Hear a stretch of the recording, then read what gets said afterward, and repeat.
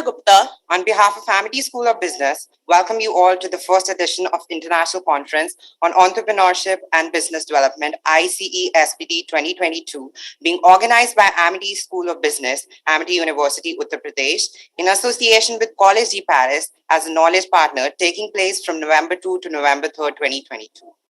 ICSBT 2022 primarily focuses on entrepreneurship and sustainable business development. It intends to highlight emerging trends in the business landscape and strategies to sustain and emerge stronger in today's disruptive world. The conference aims at bringing startups, entrepreneurship aspirants, SMEs, incubates, academicians, researchers, bankers, venture capitalists, accelerators, investors, financial experts, corporate leaders, startup alumni, etc., from various fields on a common platform for exchange of best practices, funding, research, and recent trends in entrepreneurship. Today, we have been joined by Dr. Chabbi Gupta, Associate Professor, Christ University, Ghaziabad, Dr. Mona Chaudhary, Amity School of Business, Amity University, Noida, Dr. Pratibha Garg, Amity School of Business, Amity University, Noida, as our esteemed session chairs for this track on the theme, Entrepreneurial Practices for Sustainability. Dr. Chabbi Gupta is an alumni from Sri Ram College of Commerce, Delhi University, and is presently affiliated with Christ University. To her credit, there are several national, international publications and presentations and conferences. Her research areas of interest include finance, banking, and analytics. She is also a member of the editorial board of various national and international journals. We welcome you to the conference, ma'am. Dr. Mona Chaudhary is an experienced faculty with a demonstrated history of working in higher business education industry. She has been associated with Amity University from quite a long time and is currently working as an assistant professor at Amity School of Business, Amity University, Noida. She is skilled in teaching sales management, international marketing, and strategic management, and has also helped in writing numerous business cases. Thank you so much, ma'am, for accepting our invitation. Dr. Pratibha Garg is working as an assistant professor at Amity School of Business, Faculty of Management Studies, Amity University, Noida. She completed her PhD in 2012 in management from Punjab Technical University, Jalandhar. She has a rich teaching experience of 20 years in the fields of industrial engineering and operations management. She has contributed to 34 research papers in different referred journals and international journals. She has authored 5 textbooks in operation management field with most current, comprehensive, and state-of-the-art analysis to fulfill the need of engineering and management studies. So without further ado, we would like to invite our first presenter for the session. Moving forward with the presentation, we would like to invite Sanjay Vanani sir and Hiren Patel sir to present their paper titled Comparative Study on Government Schemes and Policy Frameworks for the Promotion of Entrepreneurship in the BIMSTEC, paper ID 3759.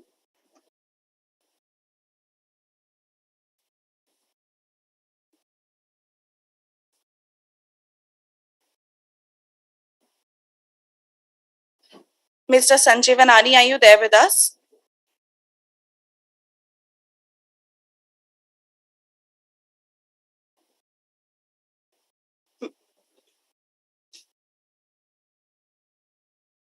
Mr. Sanjay Vanani, sir, if you're there, we request you to kindly unmute and share your screen, please.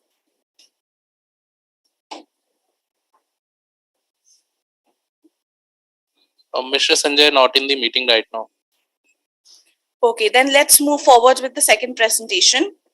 Now moving on to the next presentation of the paper titled Building Online Trust in B2C E-Commerce in India, Challenges and Way Forward by the presenters Ravinder Patel and Muhammad Kamalan Nabi, paper ID 7963. Am I audible? Hello? Hello? Hello, am I audible? Yes, you're audible, sir. A very good morning to the esteemed panel chair and all. I cannot share my PPT. I think the participant sharing is off. Can you please enable it? Sure, sir. Just give us a second. We'll share the PPT. Yes, you have rights. You can share your presentation. But the dialog box is saying you cannot start screen share while the other participant is sharing. So I Wait, don't wait, know who is wait, wait, sharing wait, the F3. wait, wait, wait. Yeah, now try to share. Yeah, it's fine.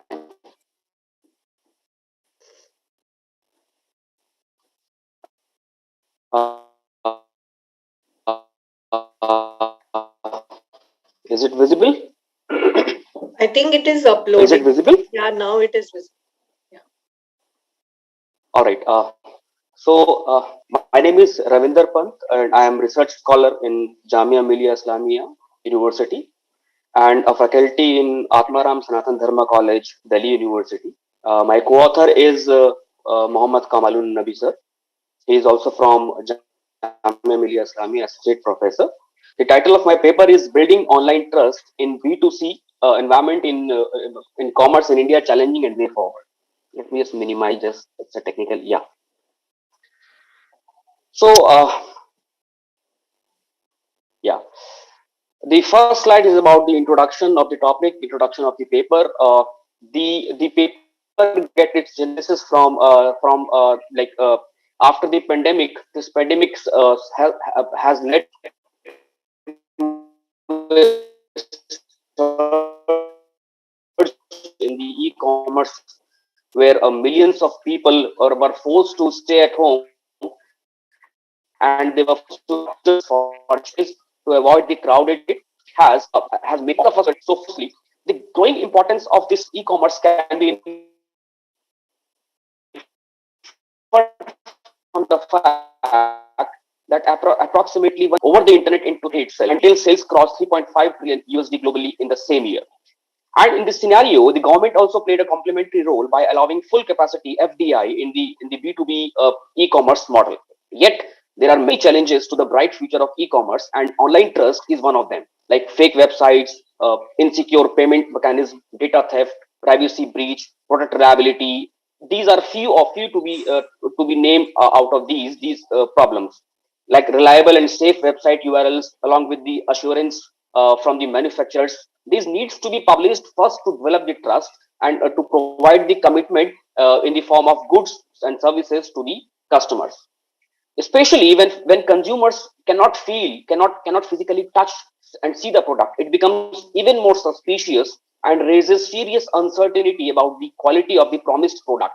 So there comes the role of this online trust, which we as a e-commerce platform needs to develop among the consumers. It also include the website also. An e-commerce website is a mandatory thing to engage with users, feeding lots of information, awareness about the product, nurturing them from visitors to buyers, providing them reviews, ratings, recommendations, many things. So this website also needs to be very functional. The objective of my study is to determine the impact of online security, online privacy, website appearance on the online trust towards building trust in the B2C e-commerce. There are many players currently in India. Flipkart, Myntra, these are local companies. Last few years also marked the good startup for players like Swiggy, Zomato. We have seen the growth. Grofers, Big Basket, Book My Show, Make My Trip. So these are the things, these are the products which are taking customers to the online zone. Next, literature review. I have segmented this according to the requirement in the PowerPoint presentation. I have segmented it and in the form of the constructs I have. So the first one is online security and privacy. This is like to submit personal information, even feel fearful while filing their information of their particulars on the website. And this sense of security can be developed among the users through ensuring a major contribution of information technology to set up sufficient security features and privacy to protect their information. In consistency, a consumer who trusts an e-commerce website has a significant effect on the risk associated with the disclosure of information on the website. Like payment security transit setup, where due consideration is needs to be given to the security and privacy. Like while installing a payment gateway, all these things needs to be dealt with carefully. Then we have another construct, a website appearance. Website appearance is of very much importance, since this website is the face of the e-commerce platform. of the e-commerce portal, the appearance development of perceived quality of website, and this also adds to the perceived trust of the commerce. By the look of the website, people can perceive about the quality, about the commitment of the organization. Trustworthiness of payment gateway, which is linked to the website and transaction partners, is also reflected by the way. So aesthetics of the website, the structure of the website also adds to the trust. Last one is online trust and purchase intention. Online trust is the most vital element for developing, for generating the intention to purchase. This adds to the satisfaction, which leads to the loyalty and the purchase intention. Based on these LOR, these literature review, we developed some hypotheses. Hypothesis one: online security positively affects consumers' online trust. Online privacy positively affects consumers' online trust. Appearance of the e-commerce website positively affects consumers' online trust. And the last one is online trust affects the purchase intention of an e-commerce website. Uh, is my slide moving? Yeah. Next is about the research methodology. So in this research methodology, the primary data was collected using a structured questionnaire, and the descriptive design for the study was shown. The population for the study consisted of Generation Z, those who are born between 1995 to 2009. Why? Because these are considered as the tech-savvy, the digital natives. Already validated measures from the previous studies were adapted and used in the study. Participants in the study scored every item on a 5-point Likert scale, labeling from disagree 1 to strongly disagree 5. To strongly agree 5. Sorry. And all the measures of these constructs have shown acceptable level of validity in the previous studies also and the current study also. Out of the total collected data of we collected data of 251 responses, and out of those 53.8% were female and 46.2 were male. 51% of the 51 respondents out of the sample have informed that they are using e-commerce websites 2 to 4 times a week, and 23 participants selected that they are using e-commerce websites on a daily basis. The Cronbach alpha, the reliability, validity measures were checked and all were satisfactory. Convergent validity parameters were also satisfied. The summary of my research methodology is in this slide also. This design was cross-sectional, survey questionnaire was the instrument, and we used SPSS MOS 24 for the structural equation modeling.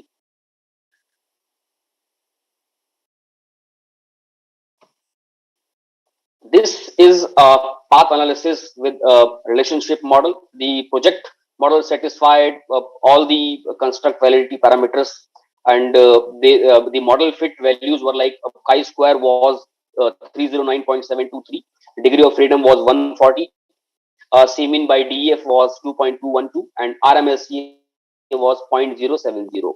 So the convergent validity issues were handled here. This is the summary of results. All the hypotheses are supported, are accepted with the beta values given. All are within the parameters, within the acceptable range.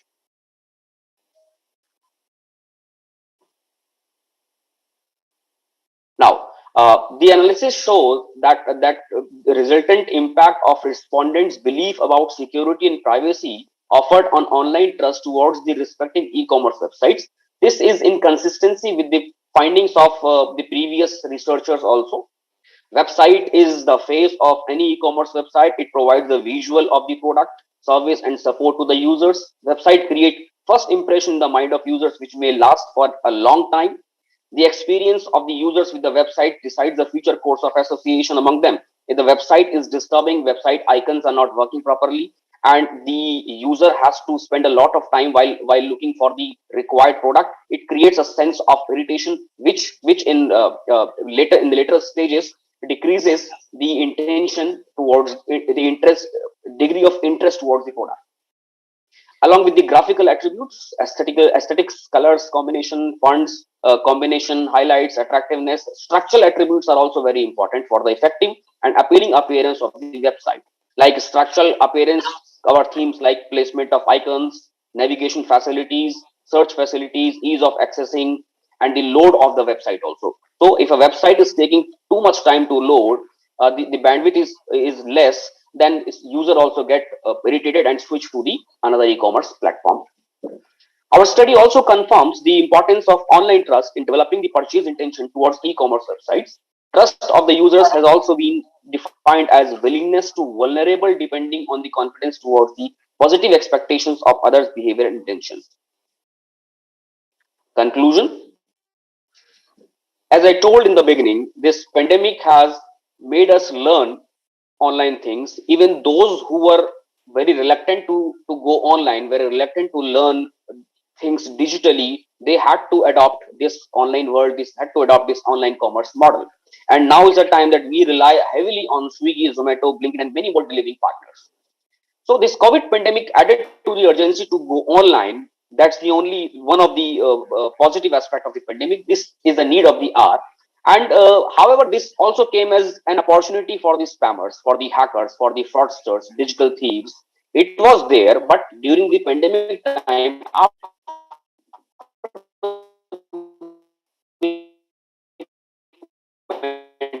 pandemic, they are currently active, and they were active during that specific time. The finding of the system to ensure the privacy of the information. Actually, the e-commerce marketers and technical executives must invest not only towards the development of the security system, but also continuous efforts for the minimization of risk is also required. Now, when the whole world is experiencing social distancing lockdowns, website emerged as one of the important windows to investigate the commercial world. Another factor. Website is the mirror of the business. It needs to be developed digitally. The user interface, the placement of icons, the color combinations, and the application for the spatially abled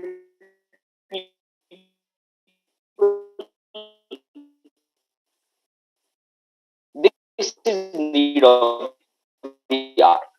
Our result confirmed the significant impact of online trust on the purchase intention. So it previously proved, we confirm it in our is regarded as tech generation. So that's become another important factor for tech savvy. This generation, the generation Z, is like most of these people belonging to this generation are on digital platform. They use things, they spend things, they spend time, they invest money on these digital platforms. So the suggestions of this study are going to be relevant subject for the stakeholders. These are the references. I just added few references because I have around 90 to 100 references in my full paper. That is it. Thank you so much. Thank you so much, sir. Now we would like to open the floor for questions from the audience in the session chairs.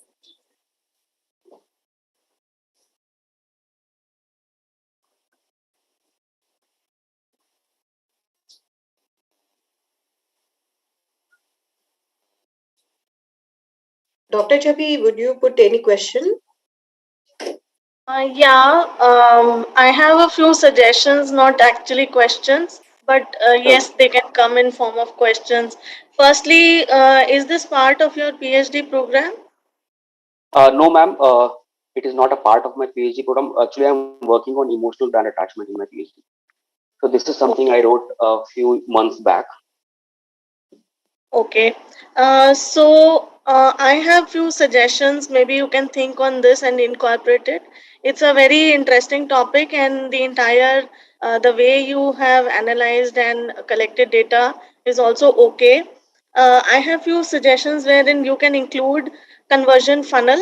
Okay. And since this is a more technology based idea and topic, you can also use A by B testing. You can search for this and maybe include this will make your analysis more robust, and this will make the entire your entire research more valid for a journal publication. Okay, then you can also include technology in this. I would suggest SEO, off page and on page SEO, search engine optimization. Okay, so this will again make it more viable. Then somewhere a lot of research that you have used could be more latest in the sense that what is the latest research in this area. You can include more in that sense. And I would like to suggest for your analysis, you have used SEM, all that is okay. There is something which is very more recent called meta-analysis. Meta-analysis, Okay. yeah. Yeah, so it would work very well here. You can use correlated proportions, hazard ratios, means and proportions, and all in the sense of meta-analysis, which will make your analysis more robust. Okay, a little weak in the area of analysis. Your entire research is little weak in the area of analysis. So these are a couple of suggestions that I had. Also, one last, that probability plot comparison you can do, wherein you plot the probabilities as to uh, the people who are in shopping online and people who are not using the online platform. Okay, so that plot comparison will again add to your analysis. So little adding to your analysis will make it more robust, and as such a conference presentation is quite good. But if you would like to maybe get it accepted in a journal, then a little more analysis, robust analysis is required. Thank you. Thank you so much, ma'am. I just need to just recall things. You mentioned Yeah. conversion funnel, A by B testing, technology model, SEO, latest research, meta-analysis, hazard ratio, and probability plot. So I Yes. noted down these. Thank you so much. Yes. Thank you so much. Yes. Yes, Ravinder, this is nice presentation. So Thank you, my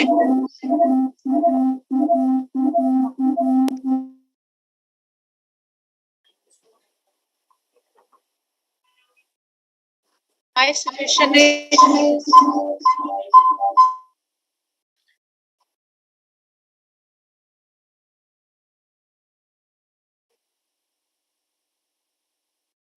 I think Pratibha the ma'am, speaker needs to Pratibha be. ma'am, All I other think devices in the room, they can be yes, muted. yes, you have. I think Pratibha you ma'am. are joined with the two devices. Or maybe some speaker is on in her room. हाँ Mobil sir inform कर दिया वो log out कर दिया उनको Okay. okay. Am I audible? There is some Echo echo, is ma'am. there, ma'am. Like, ma'am, can you go to the mic and podium to give your feedback?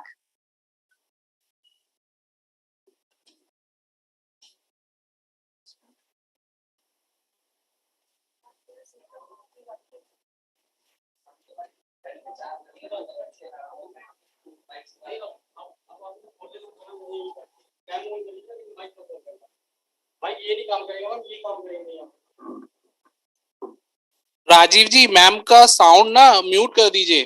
कर दिया sir हो गया sir हाँ. Hello. Yes, Ravinder, your work is very good. Presentation was nice. My suggestion is that add latest research in your research, right? So you have included COVID-related paper, but my suggestion is ki add present research in your work. So otherwise, it's a nice work. Best of luck. Thank you. Mona ma'am? Yes. As far as I have only two observations. One is that when you say the title is the trust factors, right? So trust is the effect of so many things. It's a implication, it's the outcome of the entire marketing effort of or the business effort of all the organizations. So what I could see in your literature review, as I have also worked on very similar lines, there is a requirement that when you, like in case your paper is moved forward, then I would suggest that you should include the literature review, in which, or the models in which the trust building factors are identified. And based on those identified factors, as ma'am has told you the techniques, that you can clearly find this out, that how, the results can be found. And the second one is that when you talk about selecting the sample, can you please explain me what was your sampling technique? It was ma'am convenience sampling technique. Uh, so I just used the Google Forms and I circulated it over different groups. Yeah. So either you And can include the specific segment of respondents that as you have taken a Z category of the users. So either you should include that in the title, or if you're not including it, if you're keeping it industry specific study, then you can talk about the levels of the organization, like if it is the new company, if it has built a new website, then what would be the trust thing, and in case of the users, how will you differentiate between the different age groups? Like it is not essential that the Z generation is the only generation which can be targeted by the web companies, right? These are the two observations from my side. yeah, actually, ma'am, I tried to include other samples, other age groups also, but the responses were very low, and most of them were outliers. So they were not coming out into the model. So I decided to go with this. All right. I have written down your precious suggestions, ma'am. I'll.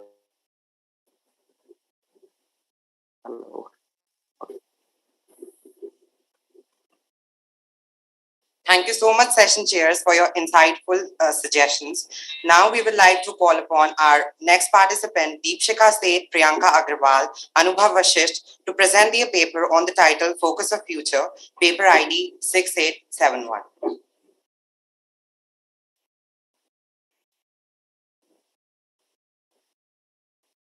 Presenters, if you're there, then please share your screen.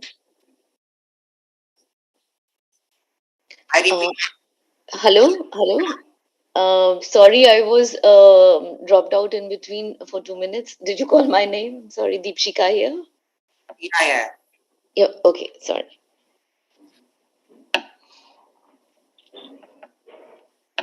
Sorry, I had suddenly lost the audio, so I tried to reconnect. Okay. Good morning, everyone. My name is Deepshika Seth. I am a research scholar at Amity University, Noida. And I'll just share my screen.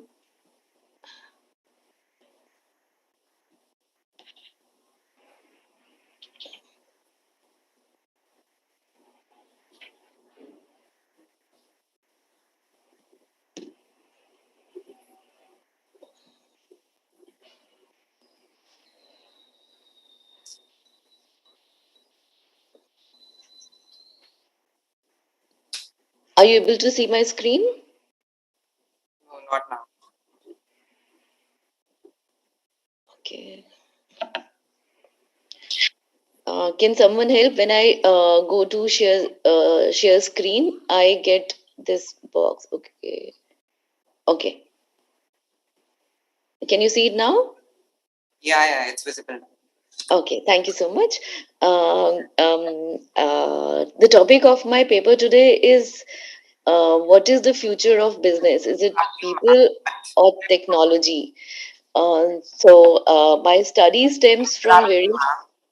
Ma'am, can you please move to slideshow? Okay.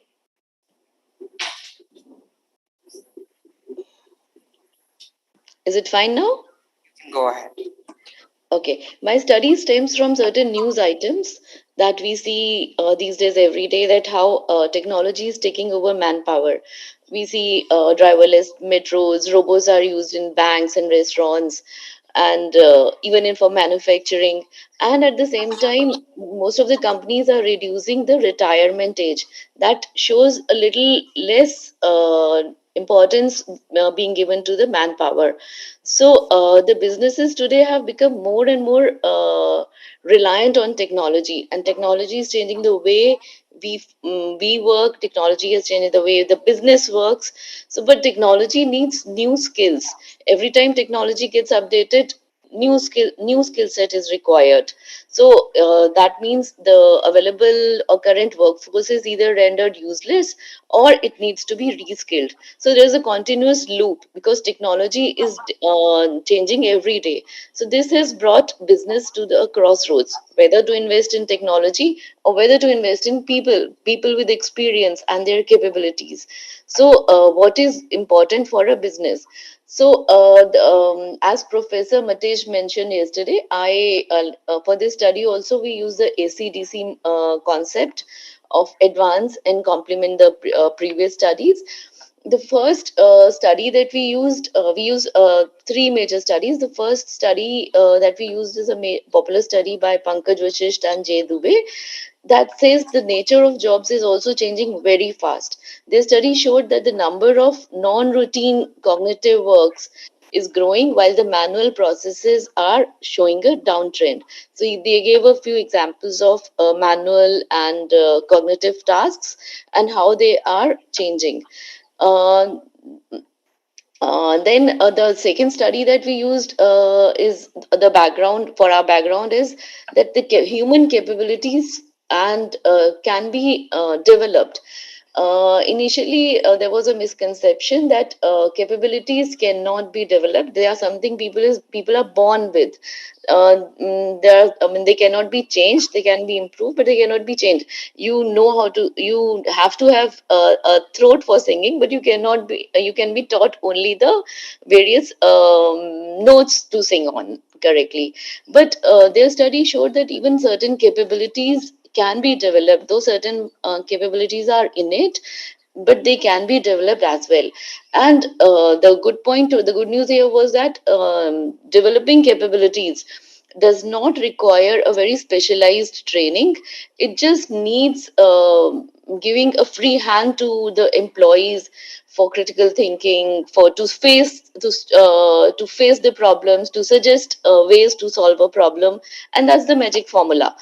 And the next study that we focused, sorry, the next study that we focused on as an advancement is research by Michael Guy, Ashwini Natraj, and John Van Renen. They said uncertainty has become the new norm. I mean, it's an age-old saying that change is the only thing that is constant. But we are living in changing times. Technology is transforming so frequently that business and people have to struggle to keep pace with it. To ensure a right course of future, businesses must get better at processing and tracking new types of data because new data is emerging, and then how to use them in their functions as they evolve. When we started our study, use of digital technology, flexi work hours, in remote working, these were like something that millennials were demanding. And the businesses were very skeptical of whether to go with it, what would be the impact. But then came the pandemic and it pushed the fast forward button, and almost everyone adopted these changes almost overnight. So the changes are part of our life, and we have to be ready for the future. So the main elements that emerged for our study were about the need for the businesses to focus on technology or people. Technology needs skills, and people require capabilities to move ahead. In order to help business areas in the right focus, let us first understand the content and implication of each of these contenders. And for this, we had conducted a very extensive review of the available studies, the previous studies.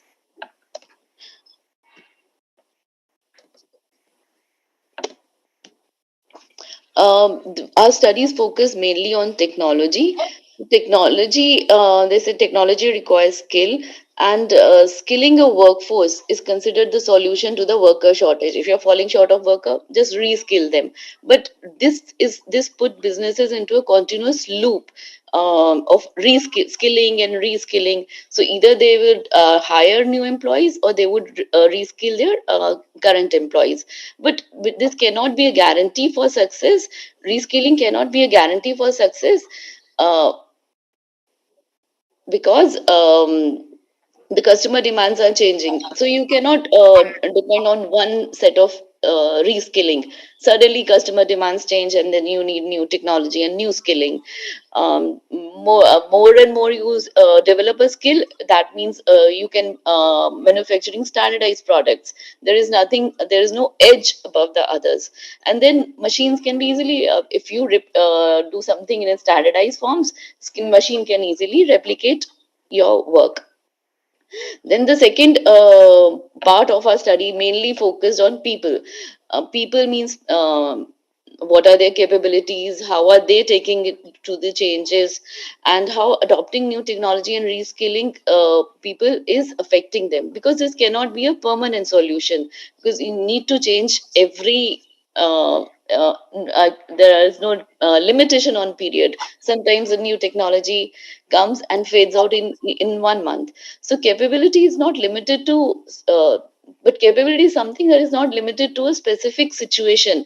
That is preparing your workforce to take on the challenges, to know the know-how, and then take the step forward rather than relying only on technology. So here we gave we got a an example from Toyota, because as whenever new workforce joins Toyota, they are not put to use machines; they are put to make things by hand. So because they know what the machine is doing and how they can improve it. So that was one area. And then the changing aspirations of people, because people today are changing. Most of the majority of our workforce is millennials. So adopting new technologies and reskilling people affects their aspiration. New set of aspirations have come with millennials. Millennials are people born from 81 to 95, and they are at the middle of the workforce. They are at a mid level. So and suddenly their turnover has increased. Why? Because their aspirations, they have different aspirations. For them, the most important thing is the career advancement. Wherever they get more opportunities to work, not salary, not benefits, not even brand love. Millennials would not mind switching one company for another, whichever company makes them future ready. So this has increased the turnover rate. This is another thing that businesses have to deal with when they are adopting new technology. So this gave us our goal statement that Thank you, ma'am. why fostering capabilities is more important than reskilling people. So So for sorry this, to interrupt you. this gave us three major elements to study the stress, work stress. That means we developed this research model and to describe the link between the stress at work, the anxiety for the future, and the intention to quit a company for another one or for another another field altogether, and how So capabilities sorry to can change interrupt you, all ma'am. that. You're only left with 1 minute, so please wrap up your presentation as soon as possible. Okay, so so these are the hypotheses that show the link between these, and most of the other hypotheses are job-related stress can increase intention to quit, but capabilities can reduce it. So we developed five hypothesis on this, and we focus mainly on the supply chain management and millennial population, because that supply chain was the most affected by the impact of the technological changes. Our these were the items for our constructs and how we used for survey people, and the result comprised three types of check: reliability check, which shows how the coefficient average variance can be checked, and it was found very much online. And the next was the validity check, to prove that the constructs have acceptable validity. The shared variations were checked and it was found very much within the limits.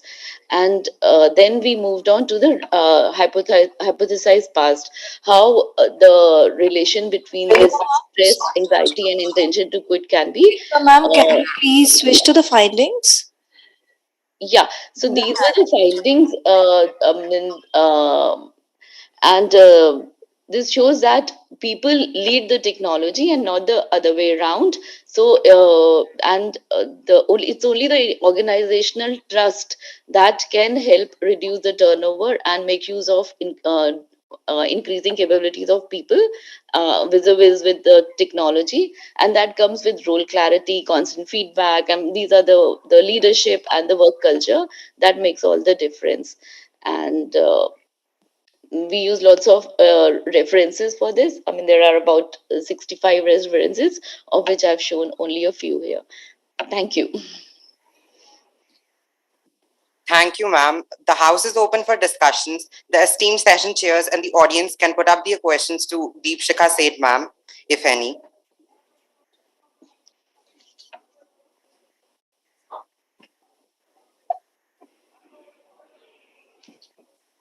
Okay, ma'am, I'll start.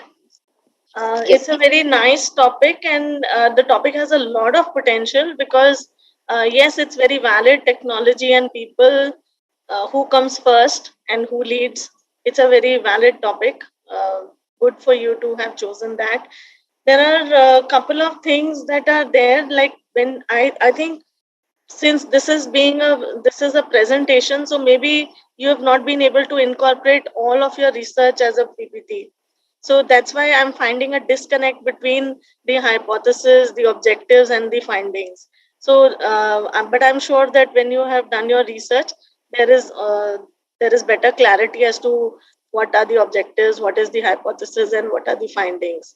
So with whatever I could gather from the PPT, ma'am, I have few suggestions here. First of all, latest research is very much required because whenever we talk about technology, so it has to be latest. And in your references also 2019, 18, we need to be having at least 21 or 22 because a lot of things have changed since then. So 2019, 18 is not very much relevant anymore. Then maybe you can think about highlighting a particular technology. This is another suggestion that I have. For example, when you are talking about people and you are talking about technology, maybe you can take robotics in particular as a technology and work more towards, your title of the research would change that how is robotics more in line and how reskilling, because it is more in line with robotics. It's the chances of your research being accepted in a journal would increase when you highlight on a particular technology instead of just talking about general technology. So that's my suggestion. And also, there are a couple of statements and facts that that must be incorporated with examples. For example, when you are saying that reskilling has not had much of an effect, so what data you have, which is, why are you saying this particular statement or fact? So it has to be incorporated with some relevant examples. Toyota was one example, but again, from where it has been picked up, the citation, all that needs to be there. Also, I have a suggestion here that since we are talking about technology and people and change, so forecasting techniques become very, very important. So maybe in your analysis, you can use forecasting models. For example, ARIMA is very much talked about these days. It's called Box Jenkins also, ARIMA model. Please have a look at that. ARMA, you can use spectral analysis also here. Decomposition forecasting is another one. Just see which ones fit in with your data. And because you don't have your full research here on PPT, so I'm giving you a couple of suggestions that you can see that which ones work best for you. And there's one harmonic regression. You can also look in. I think these will be very apt, and your entire research will come out to be more robust and viable when you use these techniques. Okay, and ma'am, that's it.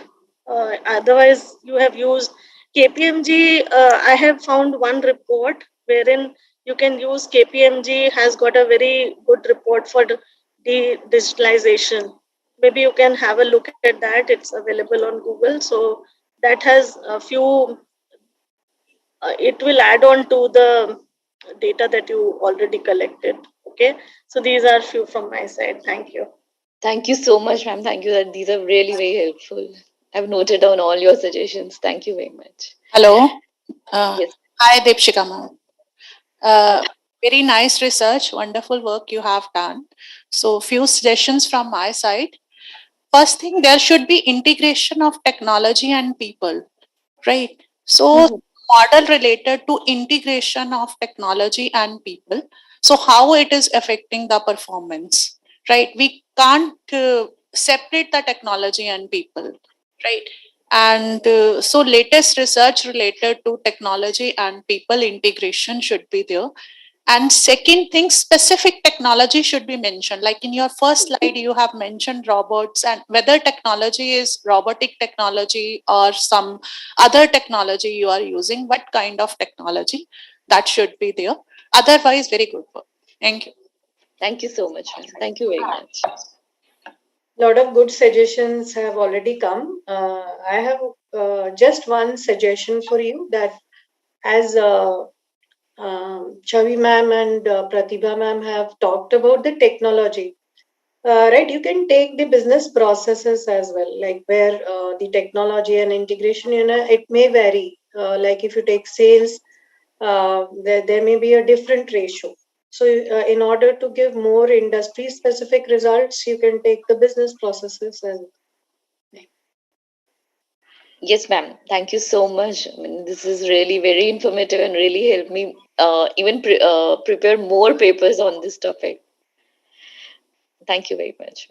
Thank you so much, esteemed session chairs, for your insightful suggestions.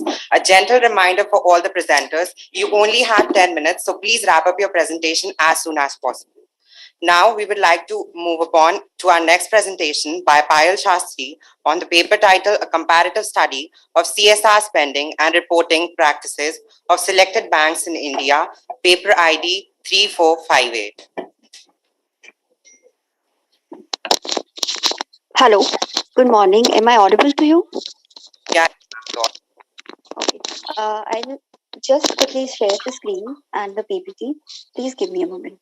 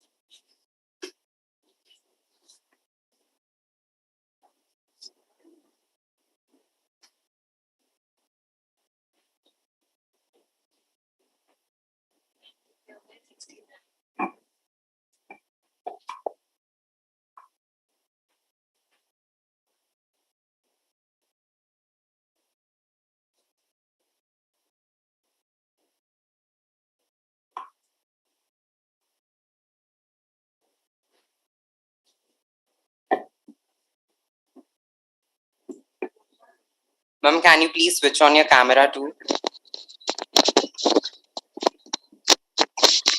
Actually, I'm trying to share the screen and switch on the camera, but I try to do one thing and the other is getting disabled. I don't know why. No problem, ma'am. Payal, I guess you're trying to join through mobile phone. Can you switch? Yeah, I have actually connected from my tablet as well as my phone, because it's. I just thought that maybe from two devices, from one device I can put on the camera and from other I can share the screen, but it isn't happening that way either. You can try your laptop.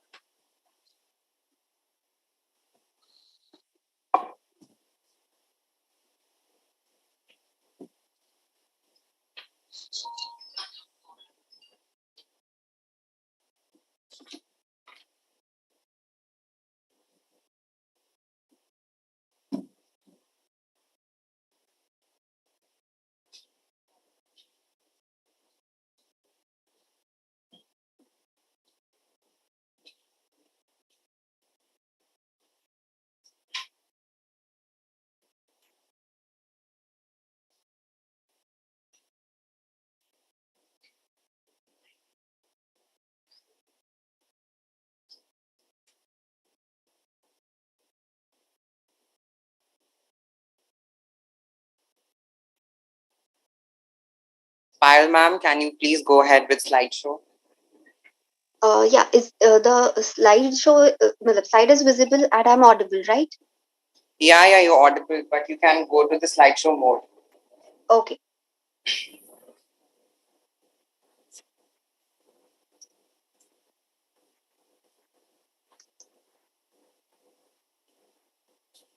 Good morning, everyone.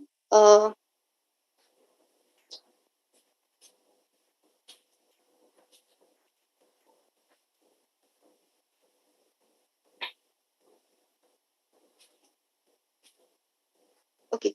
Good morning, everyone. I'm really very sorry for this. This I don't know what it is happening. I'm unable to connect it, and from laptop also it is not able to connect. I mean, I don't know. So very sorry for that. I'm already zoned out. But anyway, good morning, and I am Professor Payal Shastri. I am from Gujarat, and I am presenting here on my research study titled "A Comparative Study of CSR Spending and Reporting Practices of Selected Banks." Uh, so quickly going through the keenness why I undertook this research study and the introduction of the topic. Through this research study, I was attempting to identify the CSR practices that are adopted by selected dominant banks of India. Now, here I have undertaken three categories of bank: Indian public banks, Indian private banks, and foreign banks that are operating in India. The reason I was very keen to understand the CSR practices is because banking sector in itself is as vital as it can get and has a very strong a balanced equilibrium in the entire financial ecosystem and and obviously contributes too much towards the India's growth. So on one hand of my research study, I was having this dominant sector, and on the other hand, it was the CSR topic, which is very contemporary, new age. There are so many growth aspects in terms of job opportunities, in terms of so basically this topic CSR itself has combination of three important entities: government, corporates, and the society having their leverage and interest into CSR. So that kind of developed a keenness in me to undertake a research on this study. Already there are many researches that have been undertaken, but here I have attempted to do it a multidimensional study wherein I'm covering three categories of banks as well as the time frame of pre-COVID, during COVID, and post-COVID. So CSR as a topic does not need a new introduction or because it has already been researched a lot before. However, it was observed that while CSR was getting coined in the corporate parlance or in terms of how CSR should be carried out by many Western researchers or many Indian researchers, it was observed that corporates in itself were for framing policies which was more of a marketing uh, uh, in more marketing tool way. It was used more as a marketing tool or a marketing display rather than taking it as a social obligation that they should be undertaking for the towards the society. I think your slide's not moving. Yeah, I'm aware we are just in the introduction only, the CSR and its relevance and its adaptations into the banking sector. So, while the corporates were focusing only on the Milton Friedman's approach of profit and wealth maximization and social obligations were kind of sidetracked or obviated, landmark legislation in companies in form of Companies Act 2013 and Section 135 Corporate Social Responsibility was brought forth.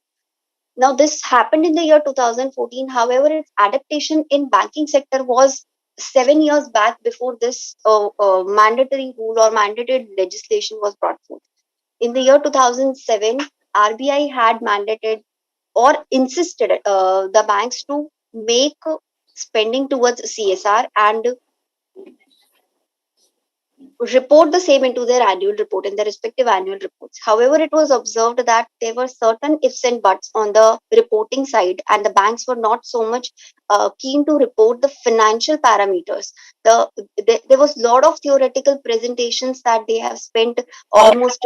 Sorry to interrupt you. Please keep the time constraint in mind, and can you please just give us a brief about the analysis technique? All right. So Yeah, so that being the adaptation in the banking sector, it certainly requires research, and uh, therefore I have undertaken the research in this. In the literature review, while I was gathering the literature review, I had undertaken only research papers, no thesis or no any other subjects were undertaken. 8 research papers were reviewed, out of which 6 research papers were exactly specific to my research study, and 2 of which I have presented in the PPT, which is of the year 2018 and 19, specifically with respect to SBI. This was undertaken by Rajul Datta and Himani Grewal, where they undertook research for knowing the CSR patterns of SBI.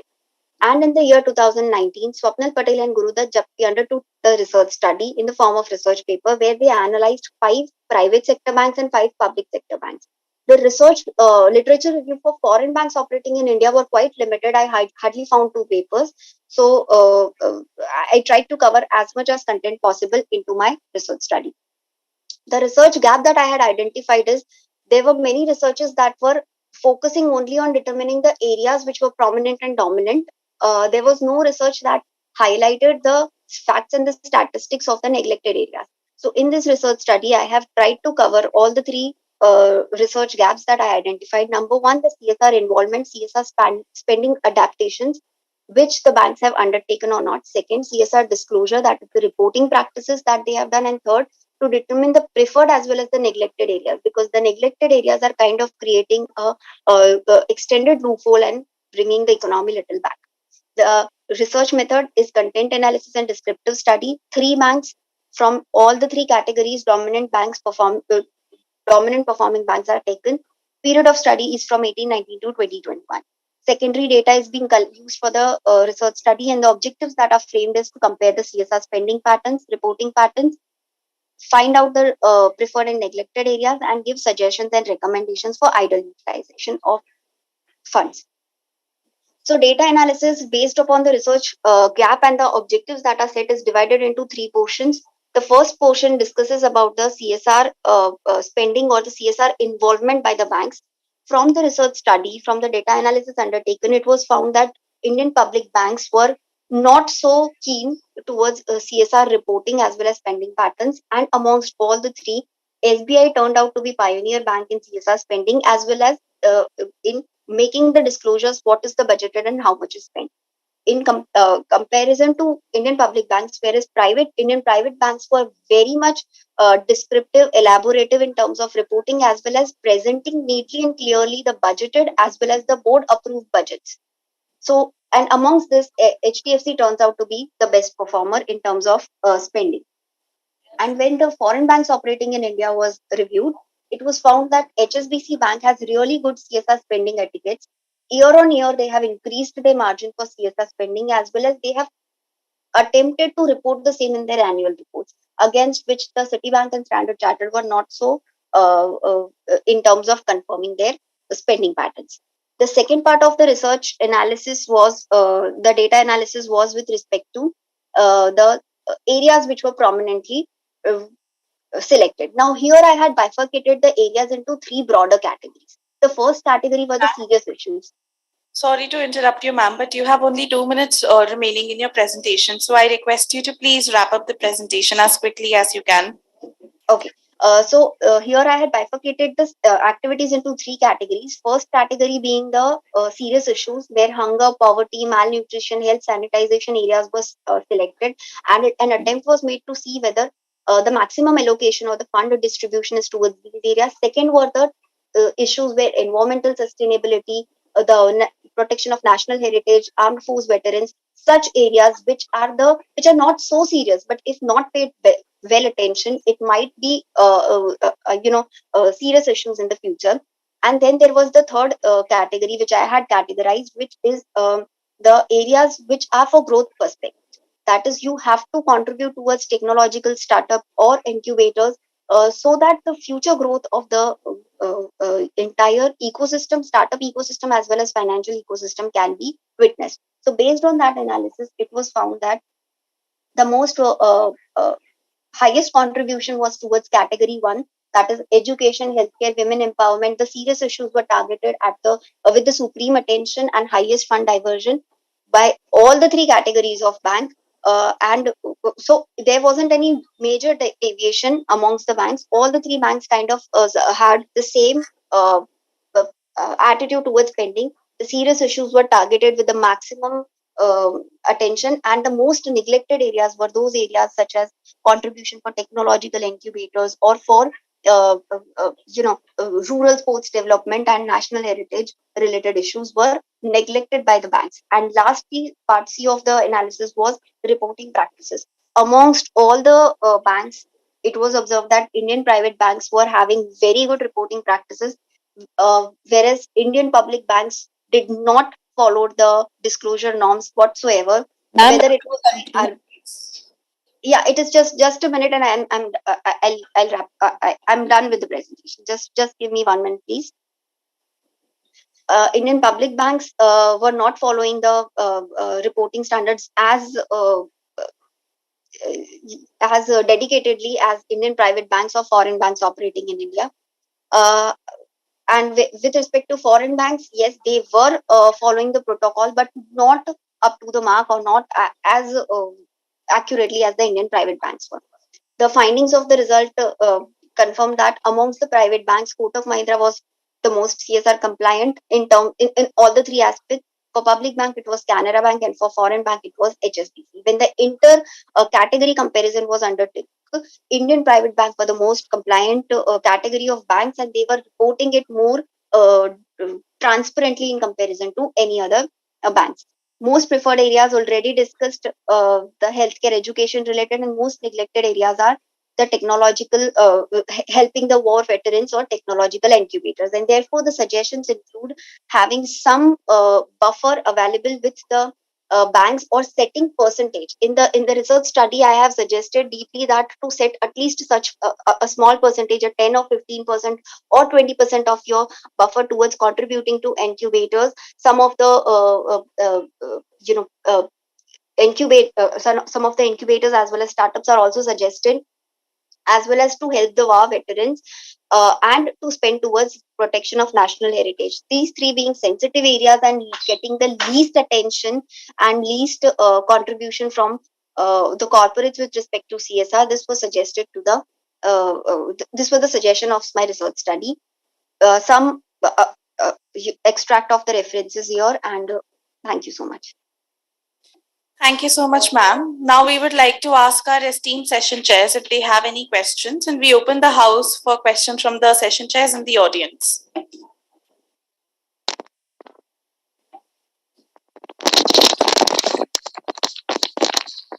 Okay, so I'll go first. I have few questions because some things are not clear with in the PPT. For example, which methods have you used? For example, when you say that reporting standards of one bank are not as par as the others, and you say that private banks are in a particular area doing better than the other one. So what is your basis of analysis? That's not very clear. Ma'am, so I have used a scoring method wherein I had set almost 8 parameters of disclosures and reporting standards, and score one was given to every bank that had reported based on that 8 parameters.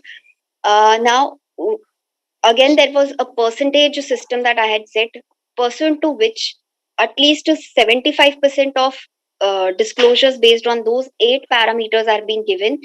Only then I have sanctioned them to be qualifying as good reporting practices.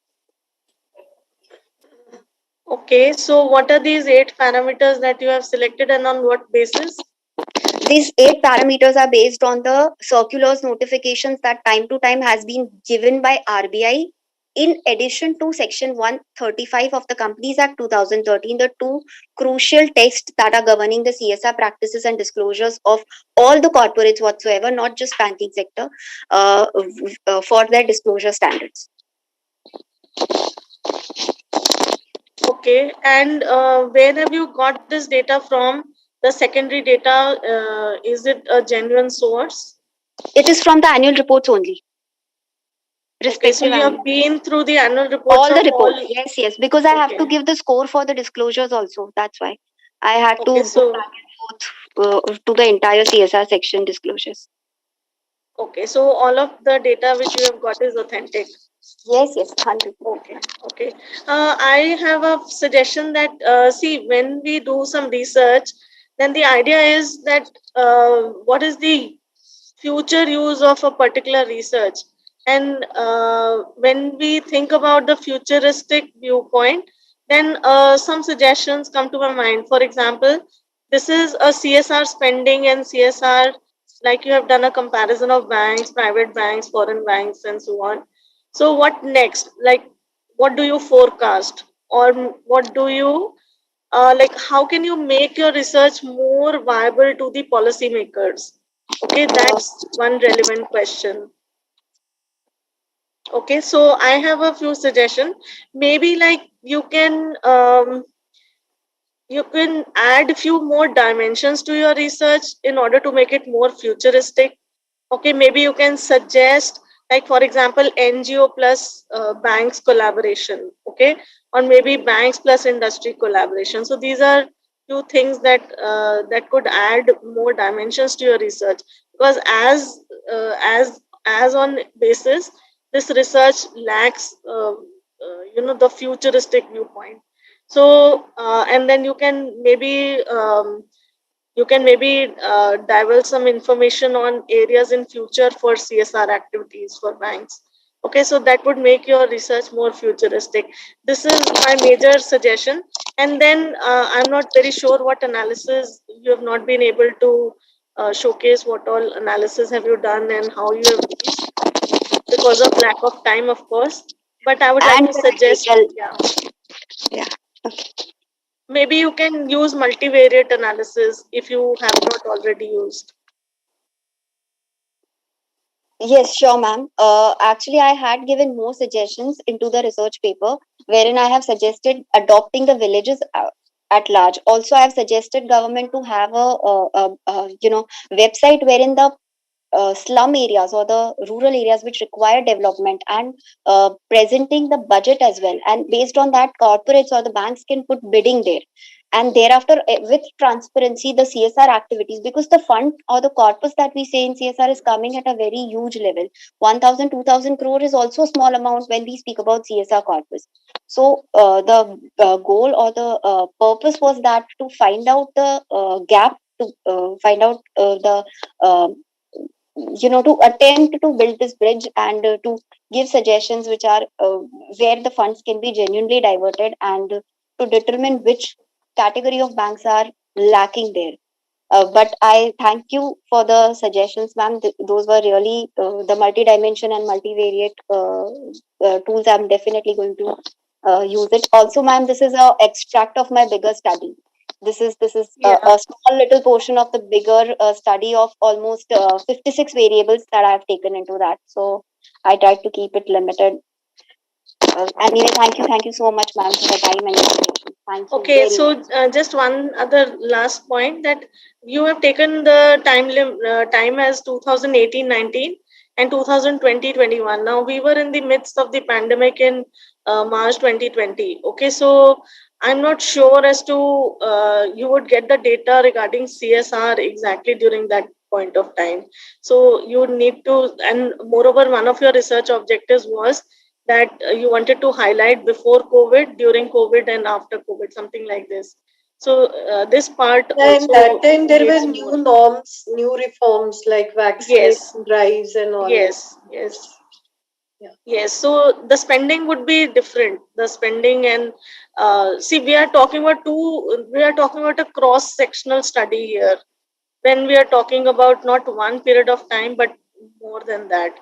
Okay, so the dimensions would change. That's my point. Anyways, I'm sure you have a larger picture in mind, and this is only a very small part of it, what we can see right now. All the best to you. Thank you. Thank you very much, ma'am. Thank you. Hello. Yes, Payal, am I audible? Yes, ma'am, you are.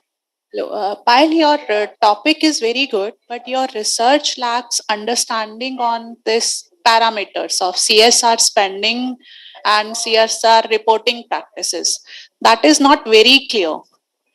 And second thing, analysis part, you need to work on analysis part as well as parameters of CSR, because that is not very clear. Otherwise, your topic is good. So you need to work more on this. Sure, ma'am. Sure. I thank you very much, ma'am. Thank you.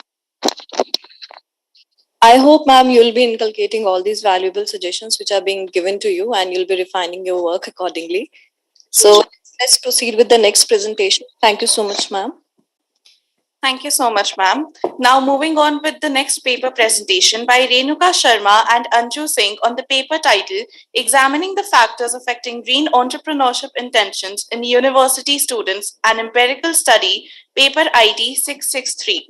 It is again a gentle reminder to all the participants that the presentation time is only limited to 10 minutes and 5 minutes for the question and answers.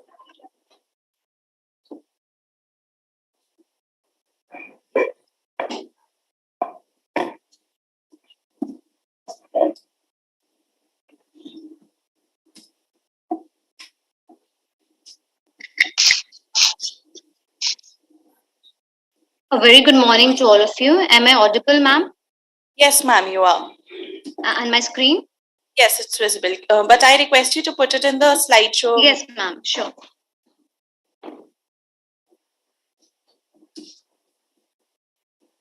So our topic for the presentation is examining the factors affecting green entrepreneurship intentions in university students and empirical study. As we all know that Sustainable Goal 13 talks about climate change.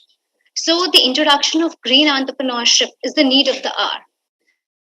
We have included the introduction as follows, that green entrepreneurship is the entrepreneurial process of discovering and developing unrealized goods and services that support environmental sustainability. According to Nair, green entrepreneurship acts as a conduit to prevent environmental damage in order to stay up with sustainable social and economic development. The introduction further says that green entrepreneurship intentions is a new area that requires research. In order to study green entrepreneurship in various contexts, preliminary research has been conducted. Our paper fills the research gap by examining the relationship between green entrepreneurship intentions and various entrepreneurial factors. Particularly, country support has been taken into consideration while studying green entrepreneurial intentions among university students.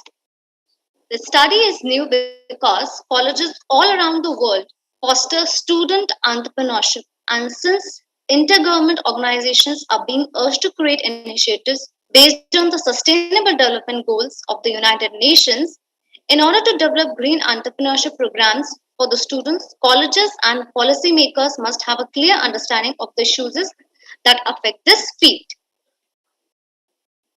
Our research question first says that what are the major factors that influence the relationship between green entrepreneurship intentions and green entrepreneurship behavior?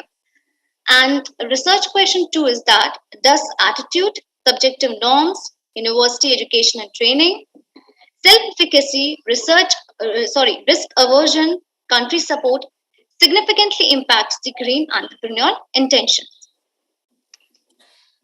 The literature review and hypothetical development is as follows. First, we have taken green entrepreneurial intention. As you know, intention is the state of person's mind known as the purpose is what drives decisions, focus and interest to carry out a certain activity. And it is an action preparation precedes its actual performance. There is proof that entrepreneurship tends to affect the growth of entrepreneurship in a good way. The notion of entrepreneurship may be used by both people and businesses.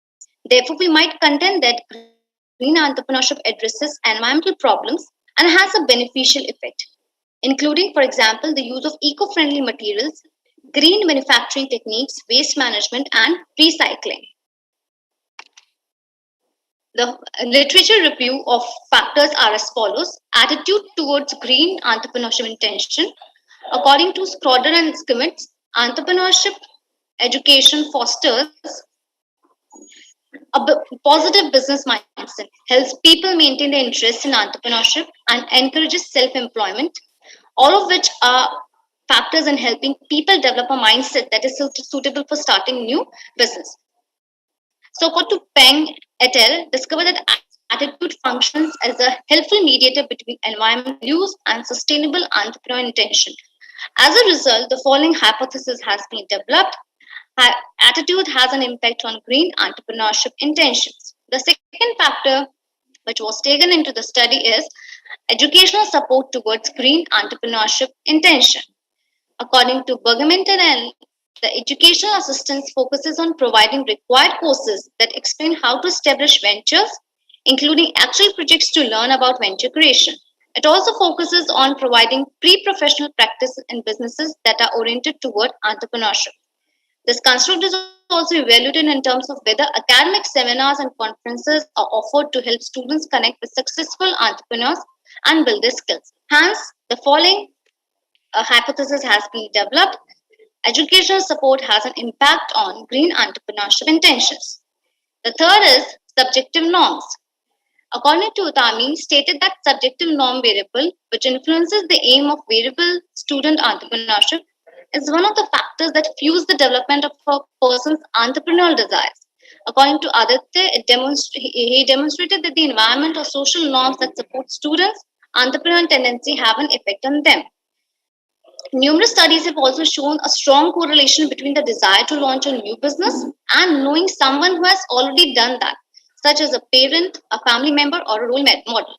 Hence, the following hypothesis has been prepared that subjective norm has an impact on green entrepreneurship intention.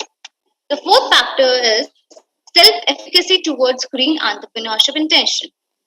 According to studies, entrepreneurial self-efficacy has a positive impact on an individual's intention to start a business. As a result, individuals who have high levels of self-efficacy, which is based on high levels of confidence, are more likely to start new entrepreneurship activities. For that, the following hypothesis is formed. Self-efficacy has an impact on green entrepreneurship intentions. The fifth is risk aversion towards entrepreneurship intention. This is a very important factor. According to Zelbis, Oliver and Vinci claim that entrepreneurship requires a mindset that can look to the future and is prepared to take a big risk in order to turn an idea into reality. The results demonstrate that every indicator included in the study is statistically significant in predicting investors' investment intentions, with risk aversion being the most potent predictor. Hence, the following hypothesis has been formed that risk aversion has an impact on green entrepreneurship intention. The second last is country support for entrepreneurship.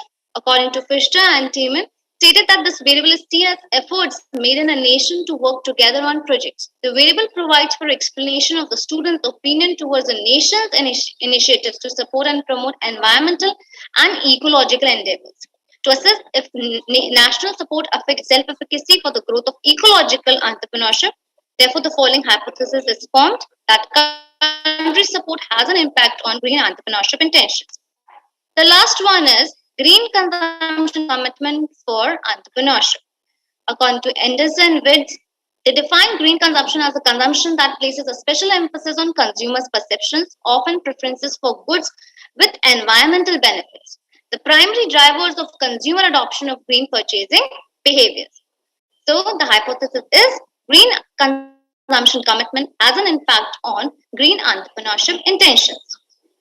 Our research methodology includes our research is descriptive as well as exploratory in nature. Primary data has been collected from university students studying business from the cities of Gurugram and Jaipur with a sample size of 494. Ma'am, so sorry. 280 men with boys with English. Ma'am, so sorry to interrupt you. You are only left with 2 minutes, so please wrap up your presentation. Okay, snowball sampling has been used. Our dependent variable is green entrepreneurship intention, and the above are independent variables. So the analysis part has been, I would like to invite my co-author for the analysis part. Thank you, Renika ma'am. For the analysis part, we have used structural equation modeling. And before applying structural equation modeling, we have gone through the factor analysis. And on the basis of that, we have determined the Cronbach alpha value to check the reliability and validity of the questionnaire. After that, can you please move forward with the slide, Renuka? Yeah. So this is the same path analysis that we have conducted for the present study with green entrepreneurship intention as the main variable. Please move to the next slide. So these are the model estimates that we have obtained. All the variables, that is the independent variables, are found to be significant, and the hypothesis is considered to be supporting the hypothesis has been supported by the results that we have obtained. The p-value clears that all the variables are significant in nature. Next slide, please.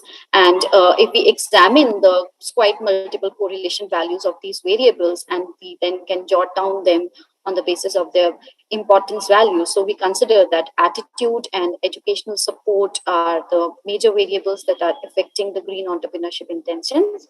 However, as we have examined that risk aversion has been considered to be one of the dominating factors, and it should have been one of the dominating factors. Sorry. As per the results we have obtained, the risk aversion is not found to be very dominantly affecting. Other than that, next slide, please. We have also examined the model fit of the entire structure, and all the values of the model fit are within the acceptable range. Next slide, please. So if we move on to the results and discussion, we can say that this particular structural equation modeling that we have developed for green entrepreneurship intention, it shows very strong, significant results. However, as per on the basis of the importance, there is a significant variation on the basis of the review of literature that has been done, wherein we were examining the parameters and the results that we have obtained. On the basis of the level of importance, if we talk attitude, educational support, green consumption commitment are considered to be the primary factors, whereas risk aversion, self-efficacy, and subjective norms are affecting the entire green entrepreneurship intention, but are less important in terms of the effect.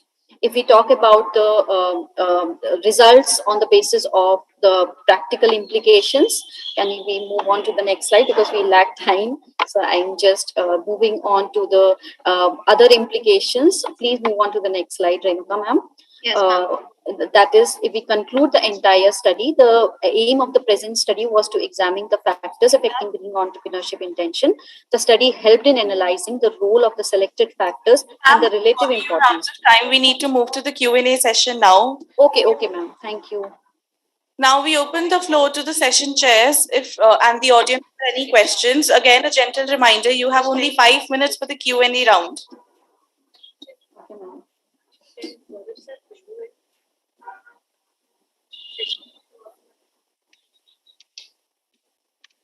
We would request the esteemed session chairs to please put up their questions, if any. Okay, so I'll start. There are just two suggestions I have here. There is a very good research on intention. See, it's very difficult to measure entrepreneurship intention, okay, when we talk about that. But there's a very good study by Kruger NF and Casrode EL. This is on entrepreneurial passion. And there's one on Karimi S. It's a 2020 research, which is on entrepreneurial passion. And Kruger one is on entrepreneurial intention. Okay, so you can look up these. They have done extensive research on the topic and how you have measured attitude, educational support, country support, subjective norms. Like these are a little difficult to measure. Okay, so my suggestion is that. And then, of course, you can use meta-analysis. These are the latest techniques that are being used. Meta-analysis, correlated proportions, I think will be very apt here, considering the data. And also when you are using regression, it's very simple regression you're using. Try using probit analysis and dimming regression. Okay, so that's my suggestion, and all the best to you. This will make a good journal paper if you put in some more analysis and some more techniques. Thank you. Thank you so much, ma'am. Thank you. Hello. So wonderful research has been done on entrepreneurship intention, specifically green entrepreneurship intention. Best of luck. Thank you so much, ma'am. Thank you. Very good, very relevant to the theme of the conference. I wish both the writers best of luck for success. Thank you, ma'am. Thank you so much.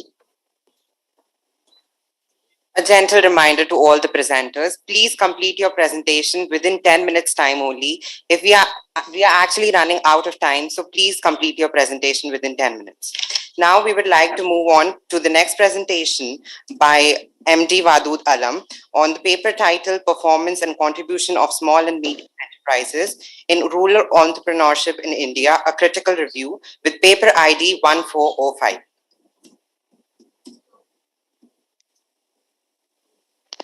Yeah, am I audible? Yeah, sir, you're audible. Yes. Hello. Yes, hello. Yes, sir. Hello, ma'am. Am I audible? Yeah. Good morning, everybody. I am MD Wadud Alam. I am doing PhD from Maulana Azad National Urdu University. My PhD specialization is marketing.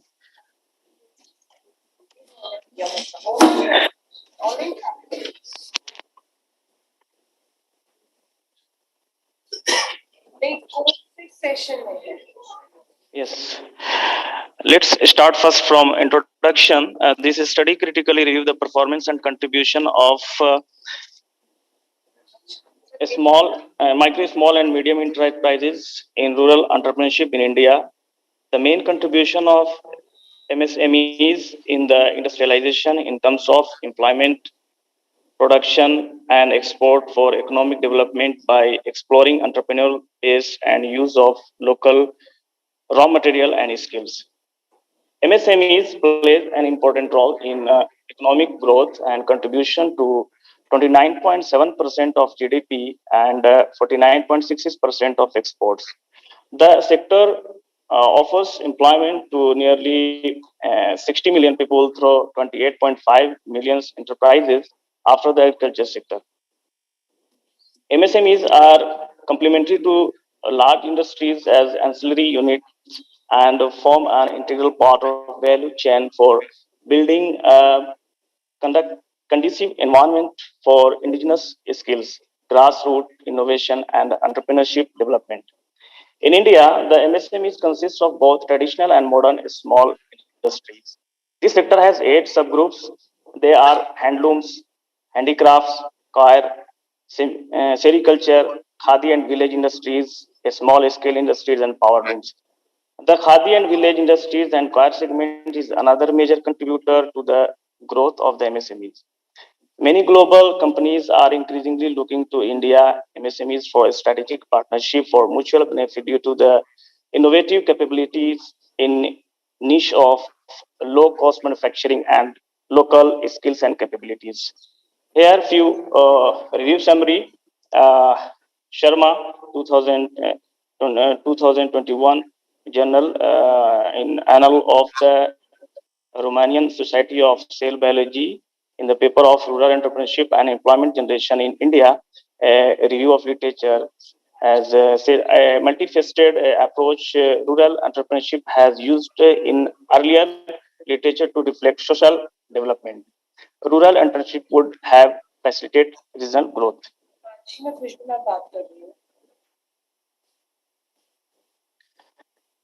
As Soleimani et al. 2021 identifying identifying sustainable rural internship indicator in the Iranian context in the Journal of Cleaner Production. Indicators like facility uses, cost management of goods and services for business stability, and market management had a higher average in the economic dimensions. The use of biological resources ethically, the management of human resources, and financially business are the final key uh, marker of the ethical dimensions. Bhandari et al. 2019, in the paper of exploratory study of rural development in India, developing a model by comparing role model of the sustainable village with other village in the paper of SIBM, in the journal of SIBM Pune Research Journal, as in addition or to farm income, generating non-farm income is also crucial rural development factor for giving the rural poor a sustainable means of generating revenue through a small scale village industries. Khadi and rural industries were a boon for the non-farm sector. Another sector to consider while looking at integral rural development in culture. Here, the methodology, the comparative analysis of a statistical data from public database are critical evaluation of various research articles, reports, and policy papers form the basis of the work of this work. The majority of the information was gathered from both published and unpublished publication on the subject. The annual report of MSMEs, journals, websites, economic survey, KVIC were the primary source of the secondary data. Here, the estimated number of MSMEs in the table one shows indicates that the total number of MSMEs in India is about 633.88 lakhs, in which the rural areas manufacturing unit is more than the urban areas. But due to unavailability of trade facility, rural product not reach to the main market.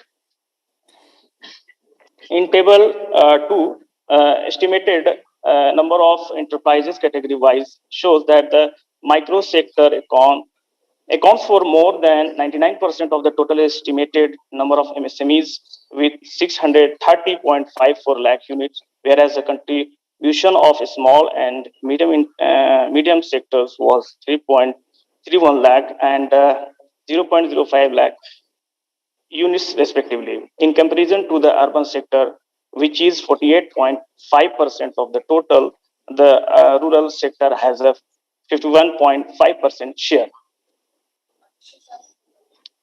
In table 3, employment in MSME sector category wise shows 1109.88 lakh of jobs, including in rural and urban areas. That is 360.43 lakh in manufacturing, 387.21 lakh in trade, and 362.24 lakh in other services. But in the manufacturing sector, as compared to the urban, that is 173.87 lakh, employment is less than the rural areas, that is 186.58 employment. This shows how rural manufacturing unit contribute to the development of rural entrepreneurship and the Indian economy. Excuse me, sir, but I would just Yes, like sir. to remind that you have only 2 minutes. Okay. Yes. Need of the rural entrepreneurship in India. Because of the following factors, rural industries are now crucial to the development of nation like India. The majority of rural industries required a lot of labor. They significantly increase employment in the rural sector. Rural industries balance the income gaps between rural and urban people by raising the per capita income of rural dwellers. Rural entrepreneurship control the concentration of industry in cities, promoting balanced regional economic growth. Due to the unavailability of the nearby main market, rural entrepreneurship makes it easier to create rural infrastructure such as roads, street light, drinking water, etc. Rural entrepreneurship educates rural youth to promote their field as a career. Problems problems related to entrepreneurship, entrepreneurs, rural entrepreneurship from the above review of the government policies and report by the other sources. It is found that nowadays in India, manufacturing unit booming rapidly, but due to the following reason, rural entrepreneurship lagging behind the urban. Uh, Unavailability of human resource qualification, lack of funds, lack of innovative knowledge, lack low capabilities, lack of political approach, and many more. Suggestion: government policies and appropriate subsidies should be provided to rural entrepreneurs for the production of daily usage consumption of products, and the government should encourage rural entrepreneurs to produce premium quality product which leads employment, and people will not consume imported goods. Development and promotion of institutions for technical support services, preparation and training, national trainers and counselors, application of successful experiences, assistance in establishing microcredit program targeted towards women. Conclusion, the last slide, rural entrepreneurship is crucial for the economic development of emerging nation like India. The report clearly shows that rural business owners are prepared to handle the difficulties of starting a company. In order to encourage rural entrepreneurs to pursue entrepreneurship as a career, the required support must be provided in form of training and ongoing support system. Although it may be challenging to understand, shifting is generally beneficial in many ways. Additionally, it would create a lot of opportunity in the countryside and relieve urban congestion. With a huge number of industries moving to rural areas and resulting in more opportunities here, urban slums would begin to fade. As a result, the establishment of new industrial unit in rural areas benefits both urban and rural areas, making rural areas desirable place for investment. These are the references, and that's all. Thank you. Thank you so much, sir, for this enlightening presentation. I would now request all the esteemed chairs and the audience to ask any questions.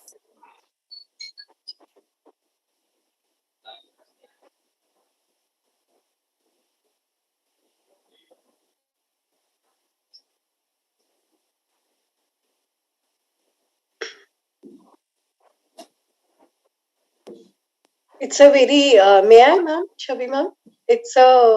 It's a very futuristic topic that you have taken. But when it comes to the components that you have taken, you could have made it in such a way that it could be taken as an ecosystem concept, which is very popular these days. So as you're talking about the training and so many other factors, promotional factors, so these all are covered in the concept of ecosystem, entrepreneurial ecosystem. Okay, ma'am. You can build a framework also based on your findings. Okay, sure. Yeah, so my point is that it's a very basic research as of now, and it has got a lot of potential. You can relate it to a lot of futuristic possibilities, and there's so much talk about MSMEs and SMEs. So please relate it to something more futuristic in order to make the research more robust. And as far as what I have been able to judge from the PPT, it's no more than an extended abstract as of now. It lacks the depth of research which needs to be there. So, all the best to you. Please follow it on. Yeah, thank you. Okay, thank you. Yes, I agree with Chavi ma'am. So it's very basic research. You need to enhance your research. You need to add more parameter, more futuristic. This should be. Best of luck. Okay, thank you. Thank you so much. Thank you so much, presenters. Now, moving forward with the last presentation of the session today, I would like to invite Sanjay Vanani sir and Hiren Patel sir to present their paper titled Comparative Study on Government Schemes and Policy Frameworks for the Promotion of Entrepreneurship in the BIMSTEC, paper ID 3759.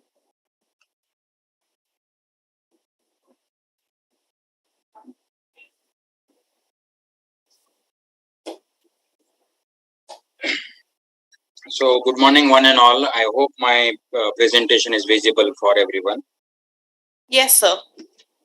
Yeah, so first of all, my warm regards to Dr. Chabi Gupta ma'am, Dr. Mona Chaudhary ma'am, Dr. Pratibha Garg ma'am. And I really appreciate the efforts of Amity University for scheduling such conference for entrepreneurship and sustainable business. Now, as a paper title, like entrepreneurship is become a buzzword, and that is lot many scheme and the policies has been developed in India. So as I'm teaching the entrepreneurship, so it is our curiosity to know that what is happen around the world nearby our countries, because it also help to build the culture. So it is our intent to understand that how other country is performing as far as the policies and scheme perspective is concerned.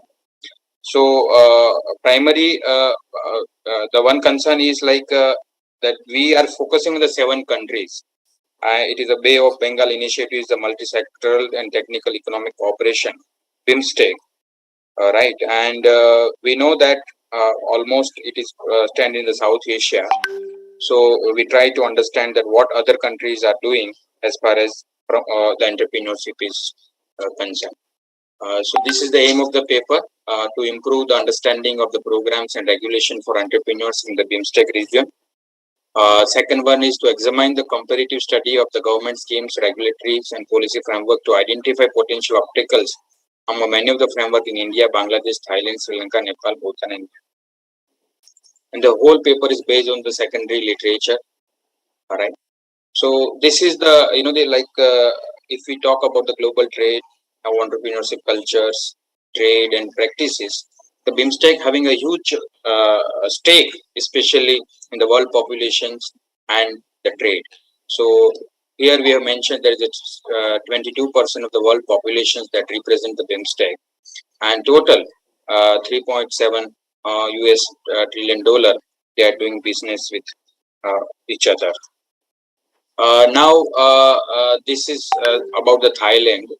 So basically, if I say that Thailand, they have their own regulations and program which is equally to India.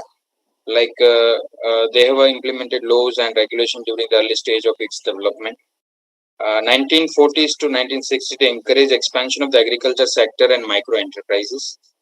Between 1970s and 90s, they become export-led nations. The government passed the Small and Medium Enterprise Promotion Act, especially in 2000, established OSM, a primary agency to promote SMEs after realizing the significance of SMEs in the economic development. And the government also offered the tax exemptions, incentives to their entrepreneurs. Now in India, we know that there are many programs, many schemes, right? Mudra, Atal Incubation Center. So here I will not talk much about it, but as currently, we can say that we have a very good enabling environment for aspiring entrepreneurs to start their own ventures. So this is about the Bangladesh. So Bangladesh, they have a national ICT policy from 2009. They focus on digital Bangladesh agenda from 2021, right? And as a significant the impact for startup ecosystems. Startup Bangladesh Limited, the government's own public startup support organization that was started with USD 65 million money to stimulate in the segment. Launched Bangladesh High Tech Park Authority Act 2010 with goals of fostering the investment friendly conditions and generating the jobs.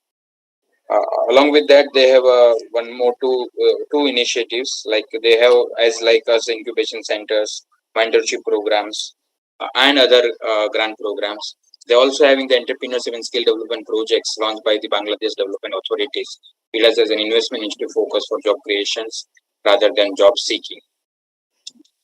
Sri Lanka, they have started the web-based platform delivering the faster and more convenient services has been introduced. The company's registration process is now entirely automated. Enterprise Sri Lanka, the project of the Export Development Board, provide youth with subsidies launched to assist them to start their enterprise more quickly.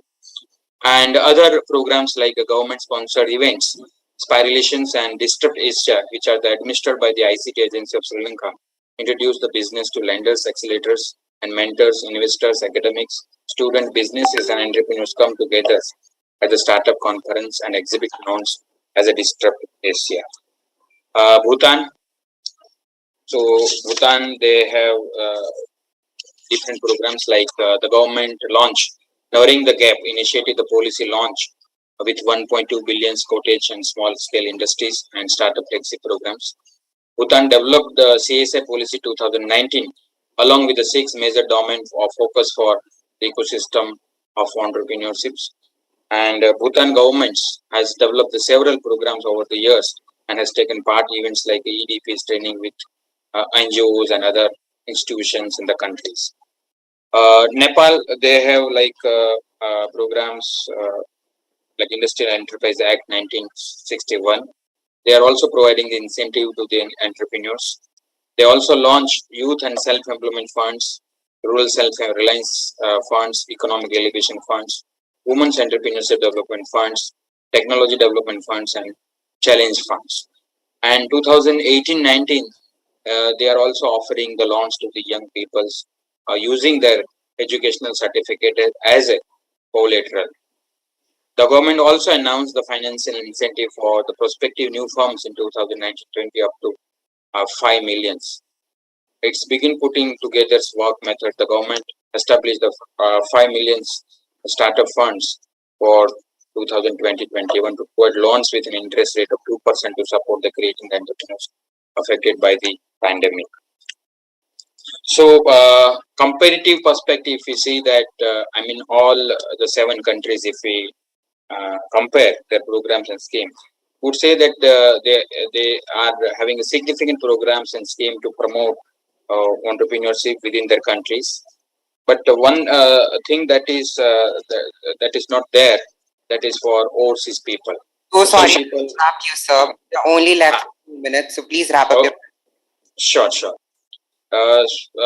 So overseas startup. So like Bangladesh and Myanmar, they have some particular international, attractions for the international investment as far as the startup is concerned. In India, we have also some good programs, but not for the startups. Right? Sri Lanka, Nepal, Bhutan, Thailand, they are linked with some overseas startup programs and schemes. So this is something that we have prepared to present over here. Now, in conclusion, I would say that, especially in the South Asias, all 7 countries relatively share the common problems, and there are huge potential to promote the entrepreneurship cultures among all these countries. And there is also potential to create the collaborations, interinstitutional collaborations for promoting the entrepreneurship cultures within the segment called BIMSTECs. Thank you. Thank you so much, presenters. The house is open for discussions and suggestions. I would request the esteemed session chairs and the audience to ask their questions, if any.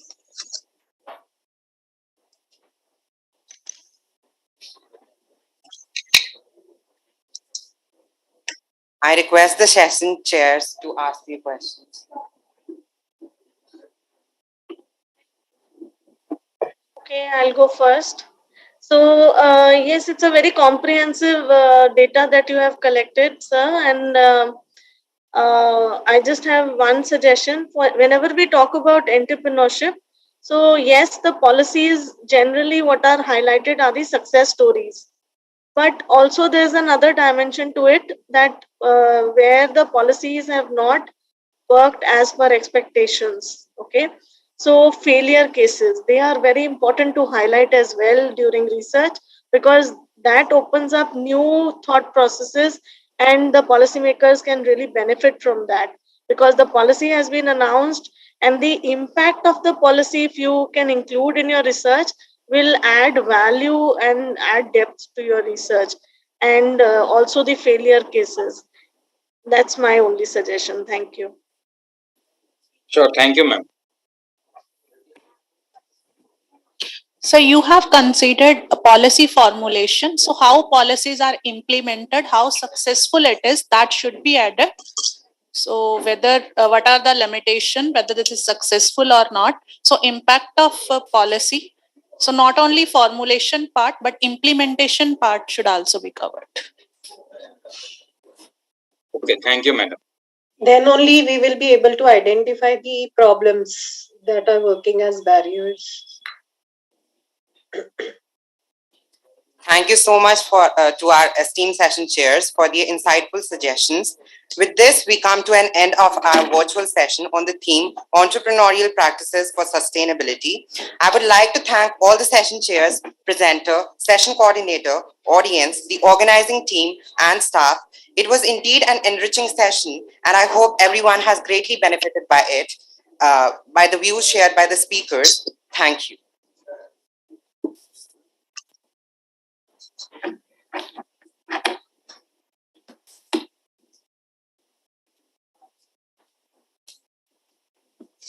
Now we would close the meeting. Okay, thank you so much. Thank you. Thank you.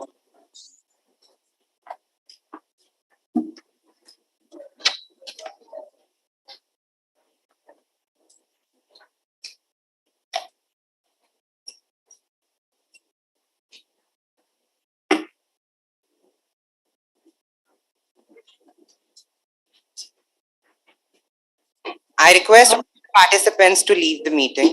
And Sustainable Business Development, ICE-SBD 2022. Being organized by Amity School of Business, Amity University, Uttar Pradesh, in association with College de Paris as knowledge partner from November 2nd and 3rd, 2022. ICE-SBD 2022 primarily focuses on entrepreneurship and sustainable business development. It intends to highlight emerging trends in the business landscape and strategies to sustain and emerge stronger in today's disruptive world.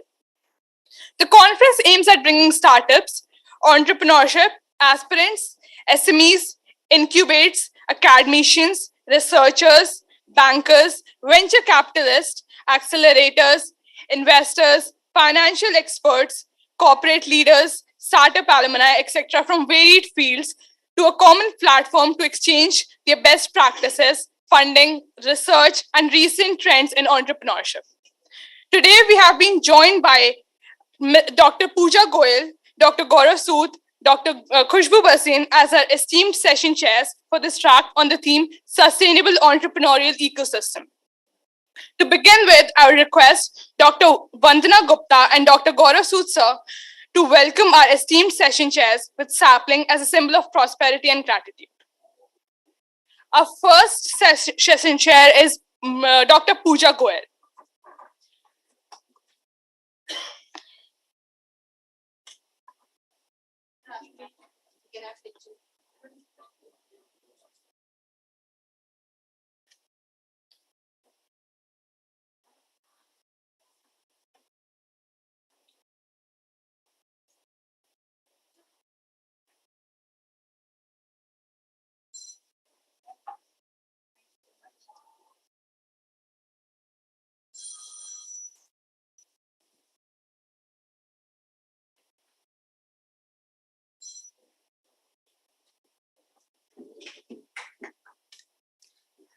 Dr. Pooja Goyal is an academician, researcher, author, and a trainer. She is an alumnus of Kurukshetra University and she holds an MCom degree and doctorate in commerce. She is also a postgraduate diploma holder in business administration from Symbiosis University. She is a gold medalist in diploma in reasoning. Presently, Dr. Pooja is a professor at Delhi University with more than 15 years of experience in teaching and research. She teaches graduate and postgraduate students in marketing management, principles of marketing, business statistics, business mathematics, and research methodology. She is also an author of the book titled Personal Selling and Salesmanship, written for undergraduate courses. Now, our next session chair is Dr. Gaurav Sood sir. He is an author for the Amazon best-selling book Trolls Proof Branding in Age of Doppelganger, a brand evangelist, researcher, educator, speaker, and columnist. He has seen the evolving face of global media and advertising, contributed immensely towards regenerating and blending a fresh perspective towards brand communication to major corporate players in realm of engineering, IT, telecommunication, FMCG, services, consumer durables, and media marketing in both India and US. We welcome you all, sir. Our next session chair for today is Dr. Khushbu Basin ma'am. She is a working professor, assistant professor in Amity University. She's also worked as a guest assistant professor in Delhi University. And she has been awarded as the junior and senior research fellowship by the UCG. She was also awarded the scholarship in her MCom degree program. We welcome you all, ma'am. So without further ado, I would like to invite our first participant, Richa Bharadwaj, to present her paper on the title, Role of University Ecosystem in Sculpting Entrepreneurial Intention of University Students, and the paper ID is 964.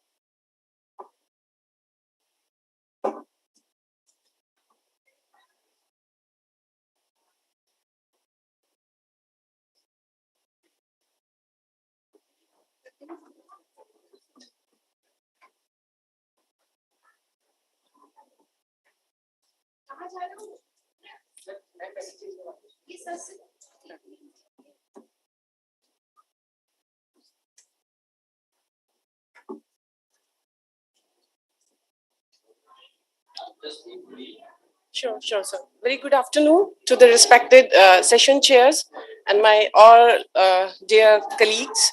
I'm Richa Bharadwaj and I'm from GT Goenka University. I'm doing my research on entrepreneurial intention antecedents. So today I'm here. This is one of the dynamic of my research, the university ecosystem. So my topic is role of university ecosystem in sculpting entrepreneurial intention of university students.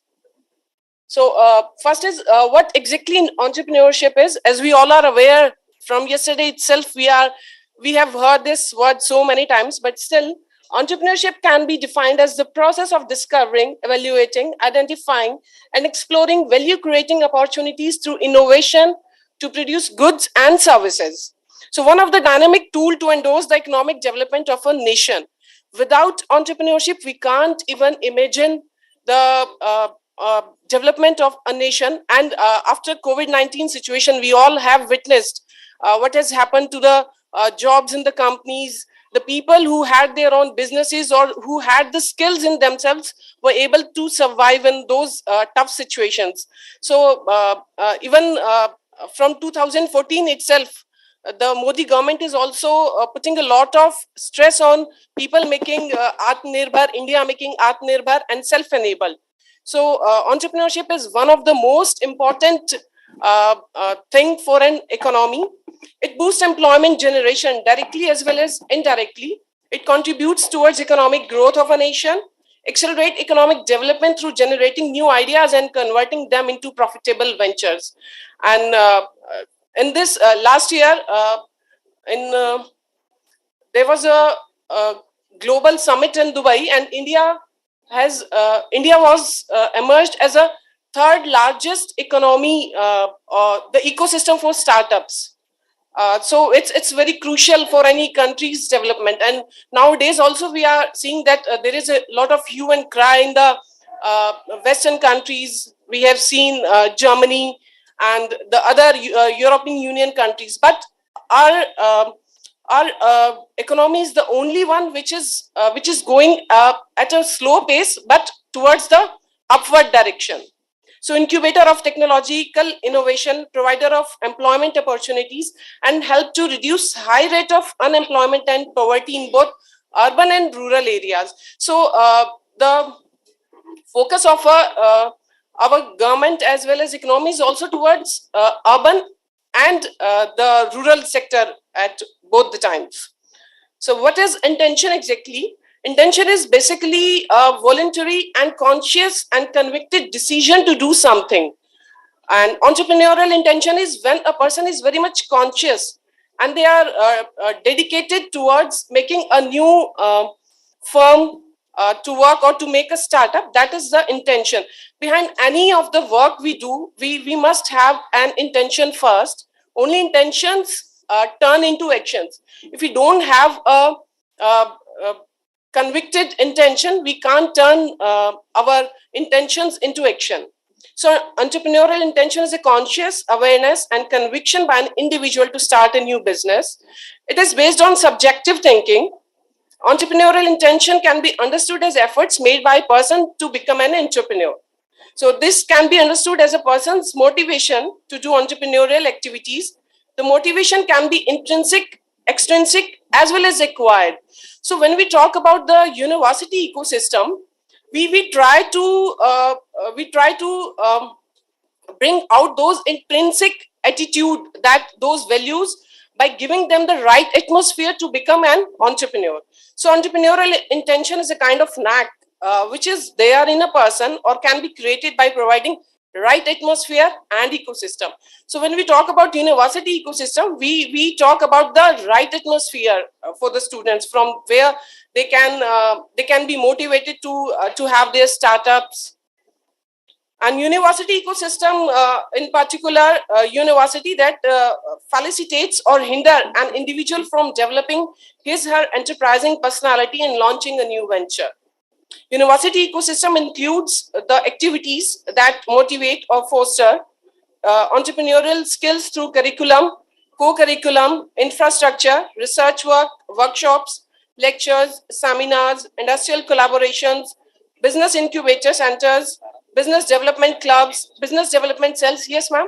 Can you skip this thing and directly come to the Sure, ma'am. research question or objective and the research methodology, because that is the main thing we are Yes, interested ma'am. in. This is the literature. I have You can gone skip through. this thing. Yes. Just quickly go Ma'am, there. this is a working paper. What I've was yet the not- objective? What was the objective and what was the research question? Whatever you have mentioned, please highlight that so that we can see that whatever you have adopted the methodology is coming in line with that or not. This is the methodology, ma'am. My research question and my research objective is to find whether the university ecosystem can be an antecedent to the entrepreneurial intention or not. Is there any effect of... And how did you define ecosystem? What was the parameters of defining ecosystem? Have you taken any parameter to that so that we can see what was the parameter to do that? Yes, ma'am. These are parameters basically collectively are through curricular and co-curricular activities which can be held in a university, like entrepreneurial education in a university, the kind of incubator or the research facilities available in the university, the ETP. Oh, sir, I've not included that on the slide. It's not there. I've missed that, sir.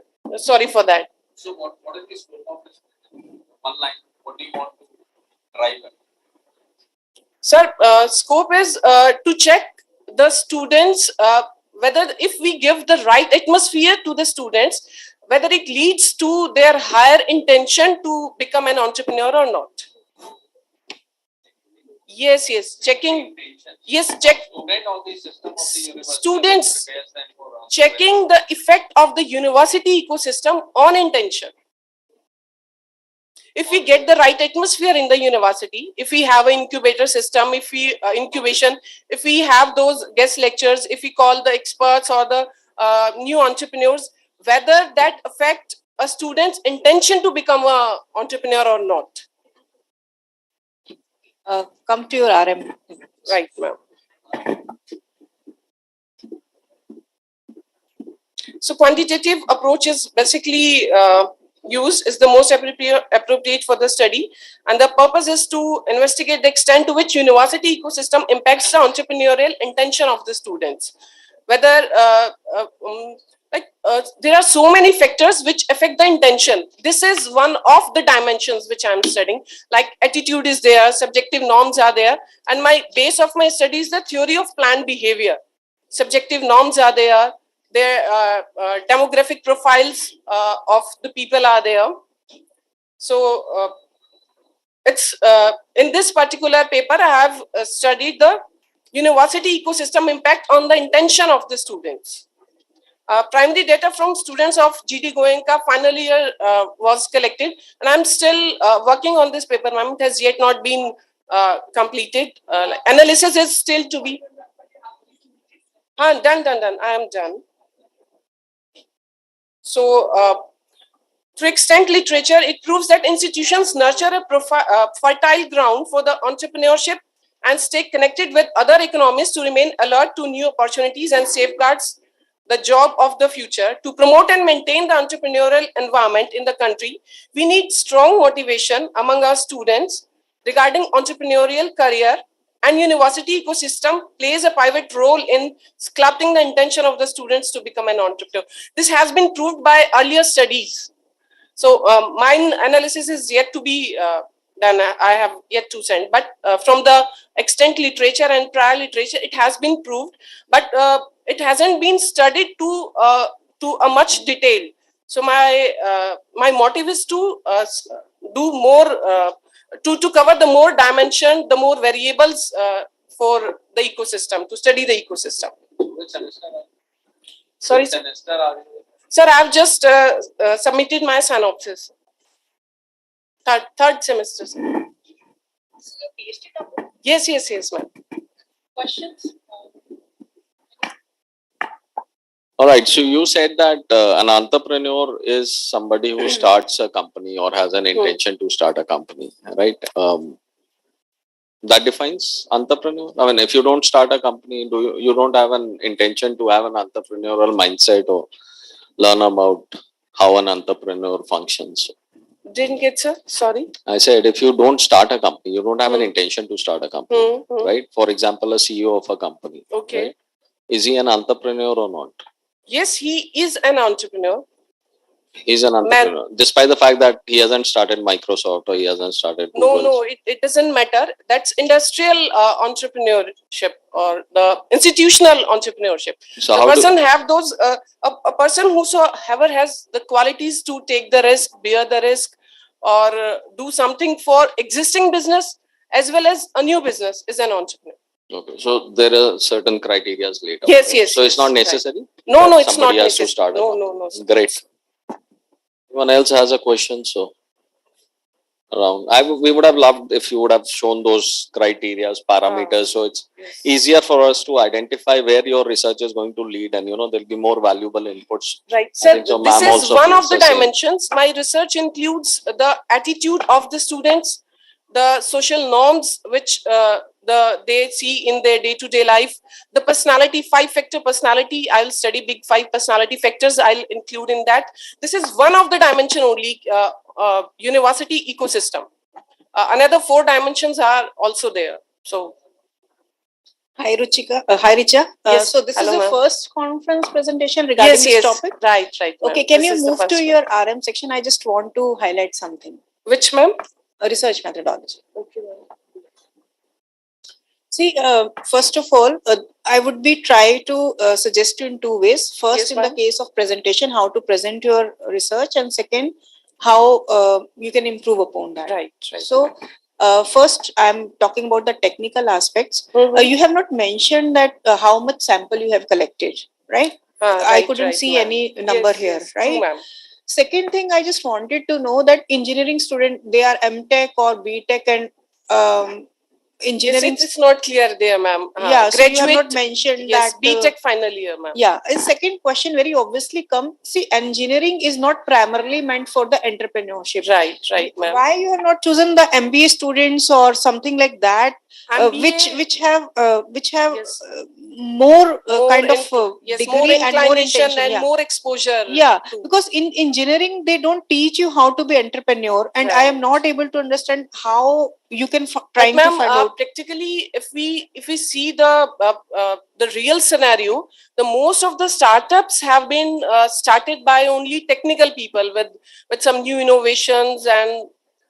That can be a limitation or a scope of your study, but this thing needs little justification that why we are taking engineering student and why we are preferring them over the management students, something like that. And maybe I'm a commerce graduate, maybe I'm little biased towards that, and I'm not buying that argument that engineering people are open for startups. The thing is that see, you have written correlational method. What do you mean by correlational methods? How did you analyze it? What is correlational method? And correlation, just tell the correlation. While you are finding out the role of university, correlation is not going to help you. Okay, ma'am. Because it will not create the cause-effect relationship. Correlation doesn't do that. It just tells there is a relation. Whether there is a relationship or so not. correlation is not going to solve your problem, answer your research question. So ma'am. you need to be it's half baked dish. Right. So I think the regression, and depending upon what kind of regression you need to use, or maybe some modeling technique, maybe PLSM or something needs to be done. Otherwise, there would be no causality established. Right. So more thing, and most important thing, you highlighted that I just want to do in-depth study. So you need to tell what all variables were already studied but bringing, just saying that there is no deep work and I am doing deep work, nobody is going to take that argument in the research fraternity. So right now it's at very elementary stage. I would suggest you just go through the literature, try to differentiate what Asian institutions, matlab in case of Asia or India in particular, what parameters have been studied, and globally what parameter has been studied, what kind of lack you find, and the most important thing, whatever parameter you are given, that okay, lecture or incubation sector, how, because you have mentioned that it is a quantitative study, how you are going to measure those variables or factors, that is most important. Just for the sake of writing, you have written 10-15 activities and you have not mentioned how did you measure, what was your scale.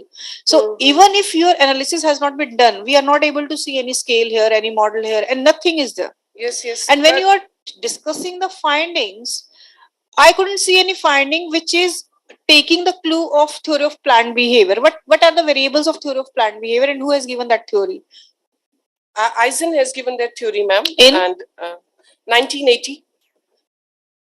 It was first propounded in 1980, then 1991.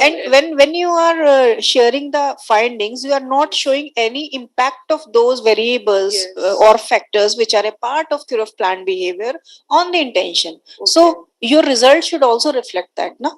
So you need to really work upon these things. And as far as presentation is let me give one suggestion. So whenever you're writing the methodology, just break it in pointer form, because these every line has some meaning and it's very important. And never pay so much time on the introducing a thing, right? Always pay attention on this aspect. Done, ma'am. I hope that will work. Yes, Thank ma'am, you, definitely very valuable. The golden rules you have told, ma'am, it's going to help me a lot. Who's your guide? Dr. Rimpal Manchanda.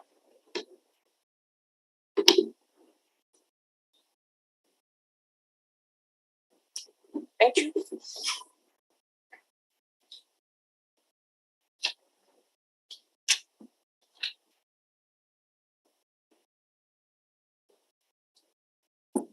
Thank you, ma'am. I'm sure that was a great learning for all the researchers here.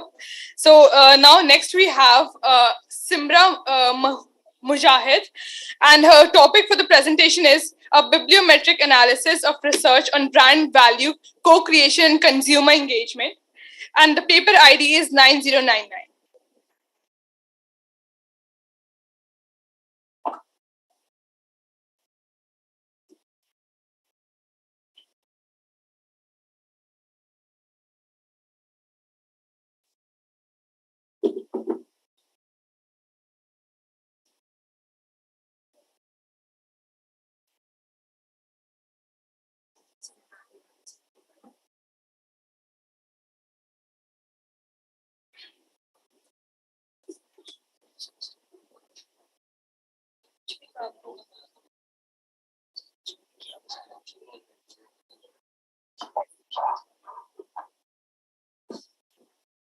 Good afternoon, everyone. I'm Simra Mujahid, a research scholar at Amity College of Commerce and Finance, Amity University.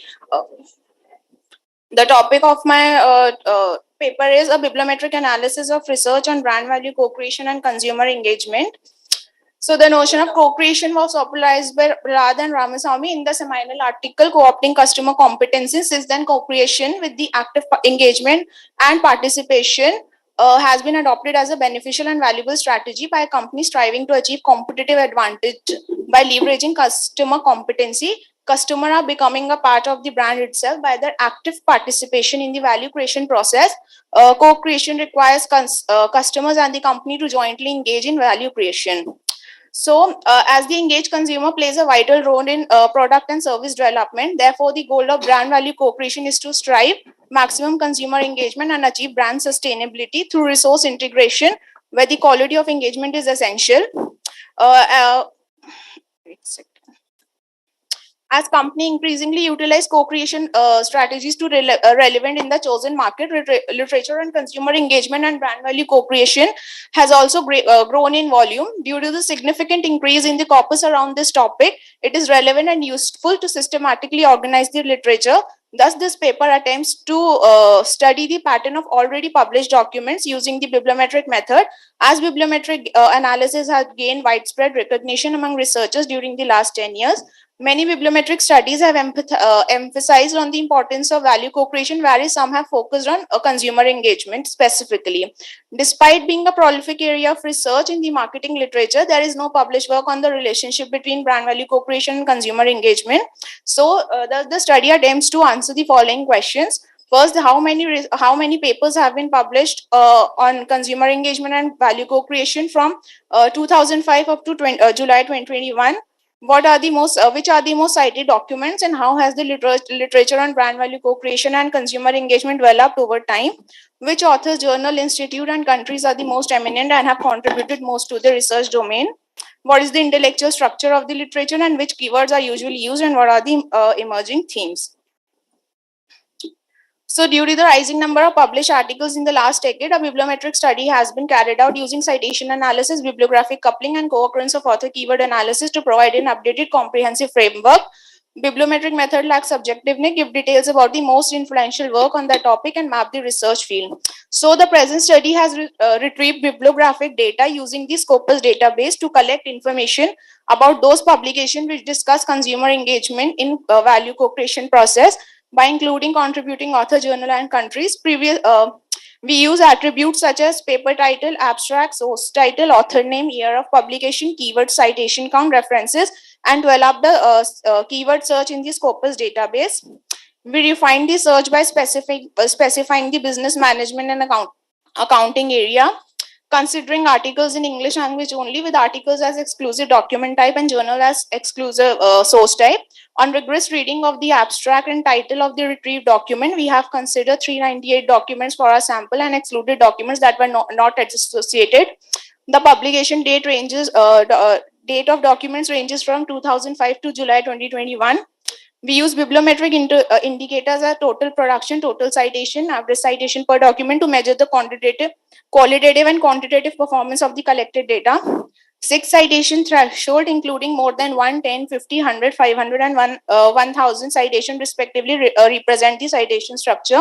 The study used Wasvia software to generate bibliometric maps and cluster of articles. So let's come to the performance analysis. So the public and citation structure, the significance of the research domain is rising consistently. The year 2020 shows the best annual performance with 71 publication. Also 71 articles were published up to July 2021, showing a steady rise in the field. As reported by Scopus database, 398 document considered for this study has received an aggregate of 20064 citations. Out of 398 publication, 46 have not received any citation. 30 out of those 46 documents have published during 2021. Only 3 documents have 1000 or more citation. 46 publication have received more than 100 citations. 7 publication have reached a milestone of 500. 53% of total publication have received more than 10 citation. The paper titled Consumer Engagement Behavior Theoretical Foundation leads the list of most influential paper with 1511 citation, in which the author establishes and discusses the idea of consumer engagement behavior, demonstrating consumers' behavioral inclination towards a brand, which includes word of mouth, writing reviews, etc. The most next productive article is Consumer Engagement, Conceptual Domain, Fundamental Proposition and Implication for Research, with 1463 citation. In this article, the author conceptualized the role of consumer engagement in co-creating value by examining the service dominant logic and relationship marketing theory. Also, authors conclude that value is distinctly ascertained by the beneficiary.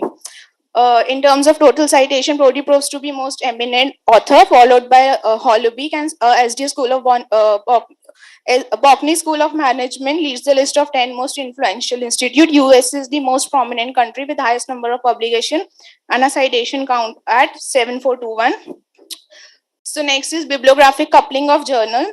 So The first cluster, that is the red one, pertains to the field of tourism and hospitality with 17 journals in the cluster, signifying increasing exploration of the concept in the domain. Several of the journals contain here focus on consumer co-creation of tourist services and significance of co-creation in the hotel industry. The green cluster, that the second cluster, comprise 15 journals, including premium journals such as Journal of Service Research, Journal of Business Research, etc. These journals include articles from world's leading thinkers who have formed the research domain with their distinguished articles. The third, that is blue cluster, with 11 articles, focus on growing attention to co-creation as a strategy to mutually produce valued outcome. Articles published in these journals stimulate new skills for improving managerial practice, incorporate consumer engagement in co-creation as a creative solution to leadership crisis. Next is the bibliographic coupling of author. The bibliographic coupling of author disclose 8 cluster. The cluster 1 accounts for 15 items, followed by cluster 2, the top authors. Some top authors, different authors contribute different cluster. Brody, Holibic represent blue cluster, while Pebison and Long dominate red cluster. Ramaswamy dominate the yellow cluster. Next is the bibliographic coupling on countries. The red cluster comprises 13 items, followed by the green cluster with 7 items. It is noticeable that USA along with United Kingdom, Australia and New Zealand dominate the research domain. Now next is the co-occurrence of author keywords. We carried out a keyword co-occurrence analysis to disclose the thematic structure of the field. Keyword indicate the article's most substantial terms, demonstrating the research field's intellectual structure and theme. It is useful to recognize the most used topics in the research domain. The most prominent keywords in the literature are co-creation, value co-creation, customer engagement, service dominant logic, social media, innovation, customer engagement, among others. Some of the significant keywords which show the emerging themes are brand love, customer citizen behavior, service quality, crowdsourcing, brand co-creation, corporate social responsibility, among others. Future limitation, conclusion, limitation, and future research direction. Despite the relevant potential of bibliometric analysis, the present studies is not exempt from limitation. The study utilizes only Scopus database. Future studies could use multiple databases to strengthen comprehensiveness. The study attempts to combine co-occurrence of author keywords and bibliographic coupling to identify significant collaboration. Okay. Therefore, by utilizing other bibliometric techniques, researchers could get an in-depth understanding of the research domain. Relevant articles other than business management were not included. Meta-analysis and content analysis could be taken up in future to gain a better insight into related theory. A contextual gap can be identified with developed economies contributing more in the research domain against emerging economies. Utilizing online platforms and the potential of internet in co-creating value with customers is the most budding domain in the field of marketing. Managers can make valuable decisions to enrich consumer engagement. Future studies can also explore consumer engagement in digital platform and its corresponding impact on consumer brand relationship. The research domain has also seen a continuous expansion in the last decade with so many influential papers. Thus, more intellectual and social collaboration is required to keep the research field relevant. Also, this study provides marketer with an understanding of co-creation as a tool that provides competitive advantage and improves the brand image in the global market. Thank you.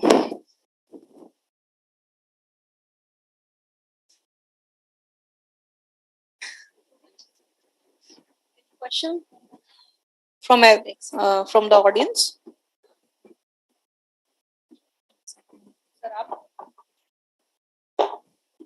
मेरा थोड़ा लंबा चला जाए. Next. Okay, Simra? Yes. Yeah. Can you move to your slides, please?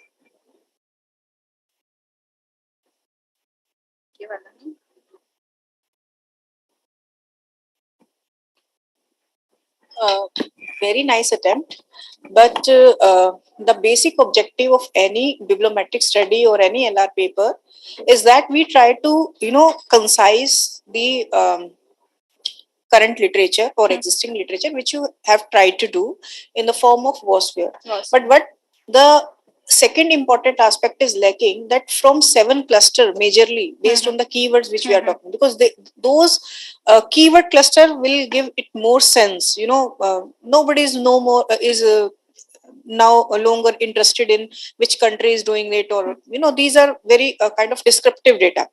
So when you're talking about intellectual structure, I couldn't see much on that dimension. Right. Okay, you have told us that there are 7 clusters. So did you name those 7 clusters? Yes, ma'am.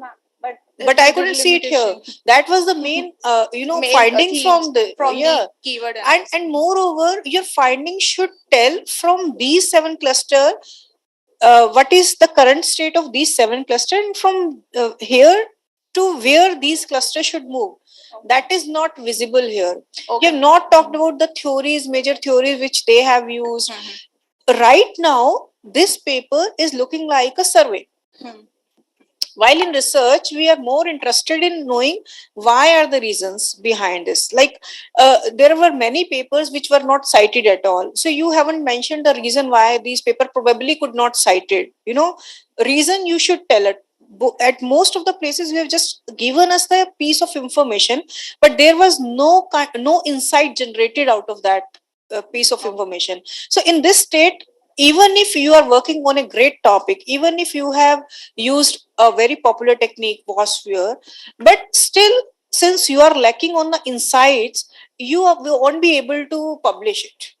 So that is the main thing, rather than just, using WASPhere or something like that, it should be backed by the content analysis, because without reading and without digging up to the each paper, you won't be able to find out what that particular diagram is trying to tell you. It's kind of help. WASPhere tries to help you in segregating the papers. Okay, these major themes are coming. So now individually you have to visit all 340 or something paper, whatever you have taken. You have to distribute them in the baskets, and then you have to individually go to the papers and see.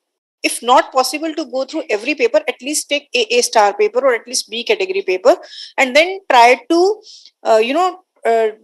make some, extract some value, some insights from those papers. Second thing is that we are currently in November 22. You are presenting us the review of July 21.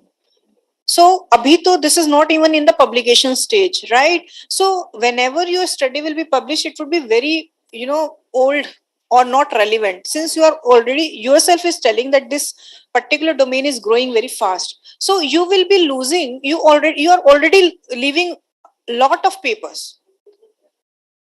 Automatically there is some gap while writing a paper and getting it accepted and the publishing and reaching it to the audience, and you are adding 1.5 year also to that.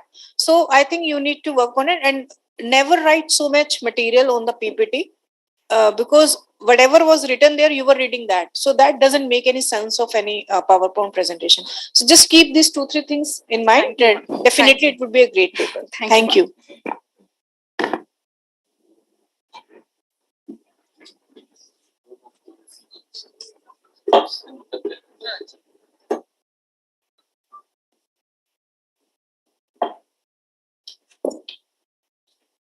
Thank you, ma'am. I'm sure everybody benefited from the views you shared.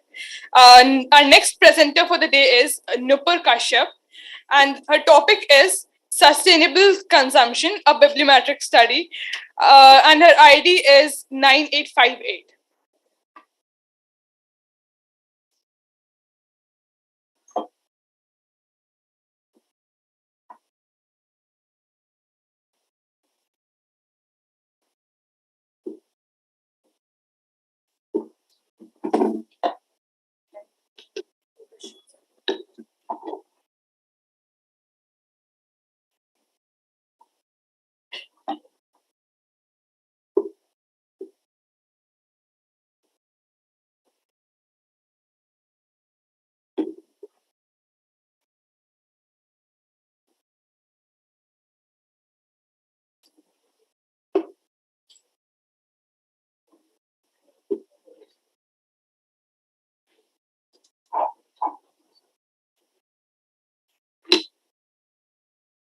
A very good afternoon to all. I am Nupur Kashyap, and I am a research scholar in Amit University of Commerce and Finance, Amit University. And the topic for my presentation is Sustainable Consumption, a Bibliometric Study. Starting with the introduction, sustainable consumption was first defined in 1994 as the use of goods and services that respond to the basic needs and bring a better quality of life while minimizing the use of natural resources so as not to jeopardize the needs of the future generation. Despite the need of sustainable consumption is recognized by the scholars and practitioners The knowledge of this field is still in infant stage, and many areas are required to be covered to understand this domain thoroughly. There is a literature available on the influence of the factors that have on sustainable consumption, but rather a few studies have been conducted on the evolution of the sustainable consumption. Thus, the present paper aims to provide a complete picture of the sustainable consumption field using bibliometric analysis in the business and management domain in terms of highly cited journals, articles, countries, authors, and the publication trend and prominent keywords in sustainable consumption literature. The research paper aims to answer the following research questions. The first, that how the field of sustainable consumption has evolved over the period of 1984 and 2021. What are the research trends in the field? Which research articles are the most influential, and what is the citation structure of the research articles published so far? Who are the most influential journals, authors, institutions, and countries that have made a significant contribution? Which countries, journals, and authors are closely connected in the field of research, and what are the most prominent keywords and other themes associated with sustainable consumption field? The methodology, we have collected the data from Scopus, and the search process was performed in April 2021 with the following keywords as sustainable consumption, green consumption, eco-friendly consumption, environmentally responsible consumption, responsible consumption, or environmentally friendly consumption, or environmental friendly consumption. The period of research includes between 1984 to 2001, and the restrictions were imposed to business, management, and accounting domain. And the study considered only the articles published in journals and in English language. The search process after the above mentioned restriction resulted into 927 articles. After a thorough reading of the abstracts, title, and keywords, it was reduced to 671 articles. The study has employed WAS Viewer to perform the bibliometric analysis on the basis of three different bibliometric techniques like citation analysis, bibliographic coupling, and co-occurrence of keywords. Then, coming on to the performance analysis, the first figure represents the trend in the number of publications. The results shows the performance analysis for a period between 1984 to 2021. In the early years, there was nearly zero or one publication per year, because in the initial years, the sustainability was explained in conjunction with corporate social responsibility. Publications have increased substantially over the last decade, especially between 2016 to 21, where the 418 papers were published, representing 62.30 of the total volume. The reason behind this is that the consumers and researchers have realized the importance of the long-lasting sustainable products. The second figure shows total citation per year in sustainable consumption. This represents that a total citation of 347 attributed only to two papers published in 1988. These two studies have highly contributed to this area, and one of the studies had highlighted the environmental effects of production and consumption of plastics and suggested the areas of improvement in the form of sustainable plastics. Then we have also found out most influential articles. These were the first article was the promoting sustainable consumption determinants of the green purchase by Swiss consumers with 518 citations. We have also found out the most influential journals, Journal of Cleaner Production and International Journal of Consumer Studies were the highest influential journals. Also with that, most influential authors being Andrea Protherio and Michael G. Lutz were the prominent authors, and United States and United Kingdom were the major contributing countries in this area. Then we have performed bibliographic coupling, where the third figure represents the analysis by the journals, and out of 166, only 40 journals met the threshold of 50 citations in two documents, and Journal of Cleanup Production and International Journal of Consumer Studies were the leading journals in this field. Analysis by author was performed, and where the out of 1566 authors, only 44 met the threshold, and Andrea Protherio and Michael G. Lutz were the authors who have extensively contributed to the literature. Then we have performed analysis by countries over the threshold of two documents and 50 citations, and only 36 countries met the threshold, where United States and United Kingdoms together were the leading, as they are home to both the journals and the authors that are the major contributors in the field. With that, we have also continued to give the information on keyword co-occurrence analysis, an analysis by done with the co-author keywords, and figure 6 represents key author keyword co-occurrence of author keywords with a threshold of 5 co-occurrences, and the results depicted that sustainable consumption is the most attractive keyword for the publication, followed by the other keywords such as sustainability, green consumption, consumer behavior, and others. Also, the research provide promising keywords such as environmental awareness and frugality. Because since in the publication trend, we have shown that the publications have increased since 2016. So we have also done the analysis of the author keywords since 2016, and considering that the results illustrated that the sustainable consumption, sustainability, along with the others, are the top keywords, and the other promising keywords are environmental awareness, knowledge, frugality, and sustainable marketing. Limitations and scope for future. The study offers some limitations. First, that the research has used the database from Scopus. Future researchers may use Google Scholar or Web of Science. Secondly, the present study has taken a single period. The future studies may divide the study period into sub-periods. Thirdly, the study has focused on sustainable consumption field in the discipline of business management and accounting, whereas other disciplines can also be considered, and such as social sciences, environmental sciences, consumer law, and psychology. Finally, the researchers in the field may combine bibliometric analysis with other techniques to discover the future trends. As far as the implications are concerned, according to the academic perspective, this study has made a significant contribution by identifying the trends in publication and most productive contributors in terms of articles, keywords, and research themes to the literature. Taking a managerial perspective, this study has provided a comprehensive overview of sustainable consumption research field, and managers may acquire great insight of the concept, and this could help them to consider this concept and adopt sustainability in their business. Thank you.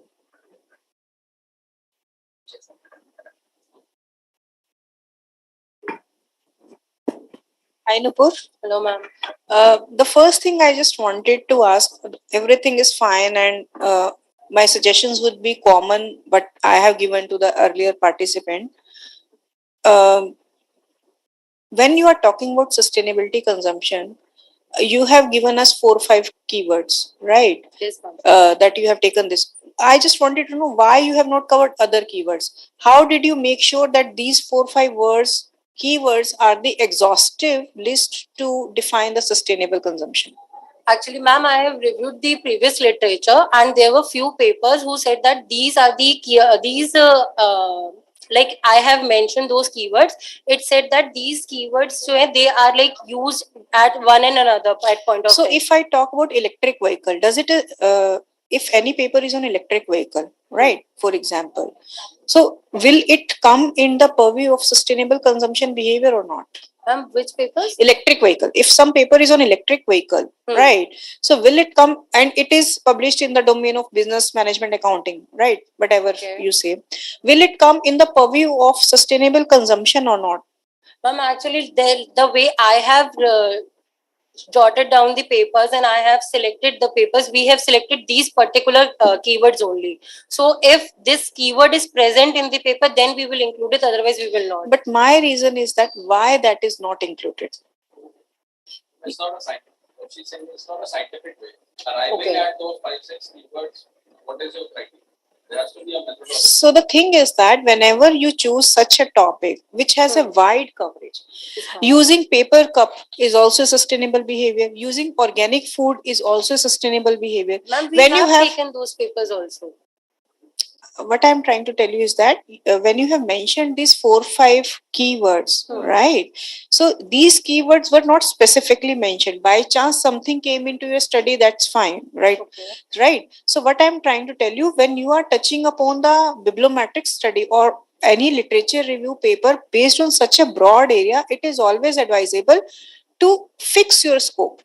That okay, my sustainable behavior would be related to energy. My sustainable behavior would be related to consumer durables, something like that. It should be some further filtering, because sustainable consumption is very wide thing to cover as a literature review. It has several dimension involved.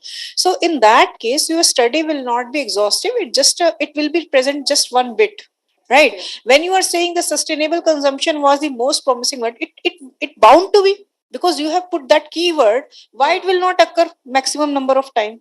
So it is not a finding, it's obvious thing. So the first thing you need to work upon, I'm not going into much detail, I'm just telling you that you need to restart the paper, and you have to sit back and see what would be your definition of sustainable behavior, or what would be the keyword of your study while you are doing this study. Because in the absence of keyword you leave behind, it is just like that you have left the important questions to ask. Because whatever keyword you will put, the scopus or whatever citation database you take, it will take that paper only. So how can, based on just 4 or 5 keyword, you can say this is the sustainable behavior? Well, sustainable consumption behavior is a very broad term. Yes.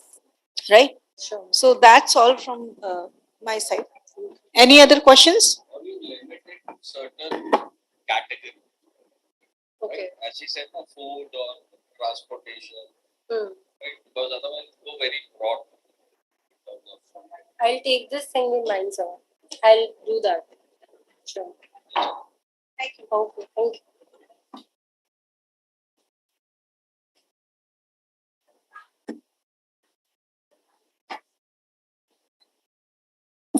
Thank you, ma'am. Now the next presenters are Akansha Khurana and Tarika Prabhakar. The paper title is An Inherent Tussle, Women Running Green Businesses in a Globalized World. Their paper ID is 683935.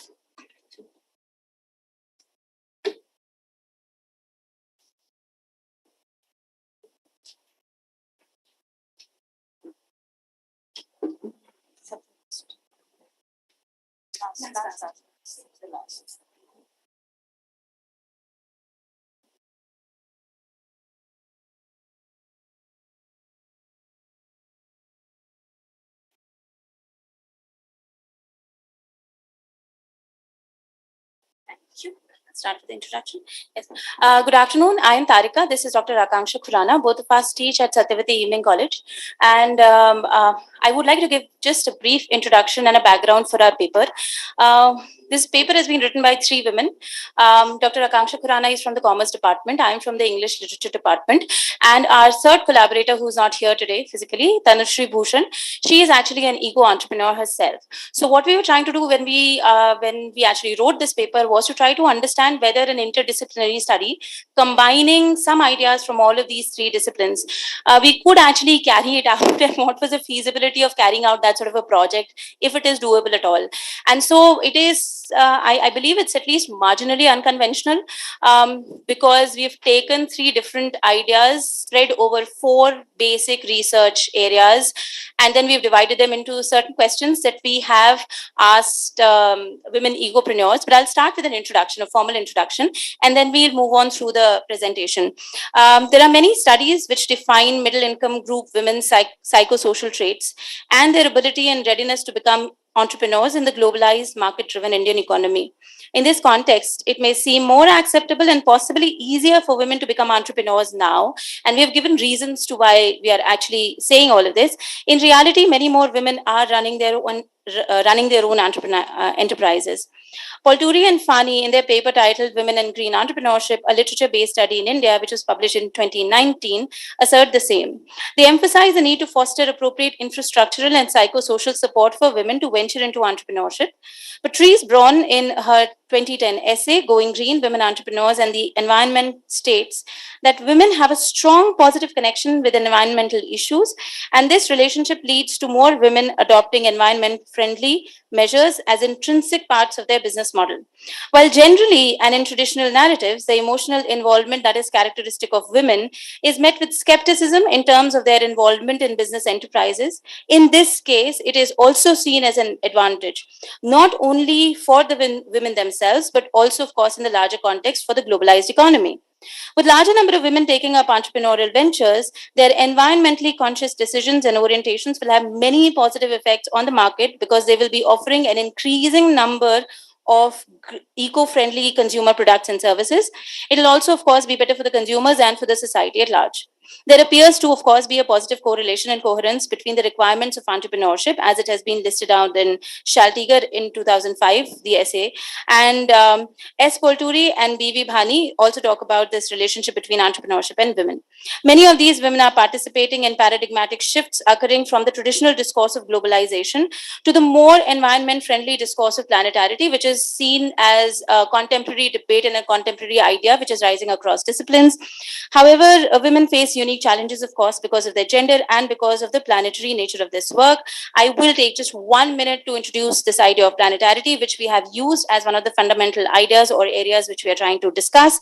Planetarity fundamentally reformulates a relationship between humans and nature, and it tries to take cognizance of the long-term and deep impact that human activities, commercial and otherwise, they have on the planet.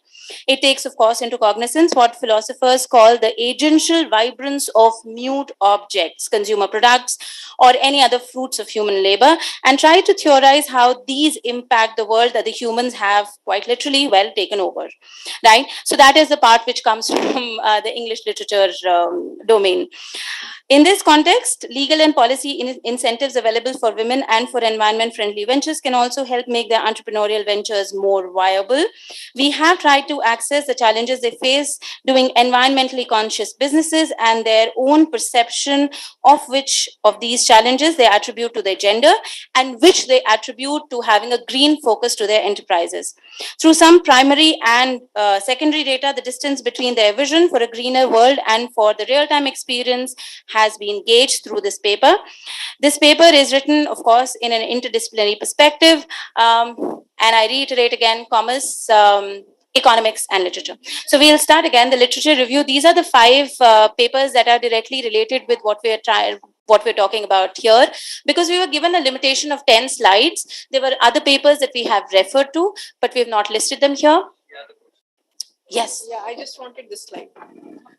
Okay, so these are the papers that are directly relevant to the content of what we're talking about, but of course there are more as well. Braun in 2010 concluded in his You can paper. skip this. You can skip this. Wonderful. So these are the objectives of the paper. Good afternoon, everyone. Broadly, we took care of 5 objectives. One was, according to the literature review, we studied that there was a psychosocial background of the women, which actually have a direct relationship with their entrepreneurial ventures. The second was the legal and the policy framework of the government, which support the women ecopreneurs. We had studied one of the aspect as the policy and legal framework of the government. Then we have studied the impact of the women, because our sample is specifically from the middle class women. So we have restricted our sample from that, and the impact of the class on the socio-economic background of the women ecopreneurs. And the further is the concept of planetarity, which my peer has already introduced. And last is the impact of COVID. This was not our objective, but this is something which we got from the interview, that the COVID has impacted directly the women ecopreneurs. Then if we'll talk about the research design is very simple, since we wanted to have the open-ended questionnaire. So our study was case-based study. Case studies, we have approached approximately 20 women ecopreneurs, but only 10 to 12 ecopreneurs were ready to give the interview. But since there was Diwali last month, so we could only took the interview of 5 ecopreneurs. That was a limitation of the study as well. But there are 5 to 6 interviews which are in pipeline. So according to those, this is the questionnaire which we have basically we have asked. Enlarge it little bit. I'm not able to read anything out of From it. the questionnaire? Yeah. Can you enlarge it little bit? No, I didn't think so, but I can share. But I can share it. I don't think so. Yeah. We can probably do this. Will this help? Yeah. Yeah. Come down.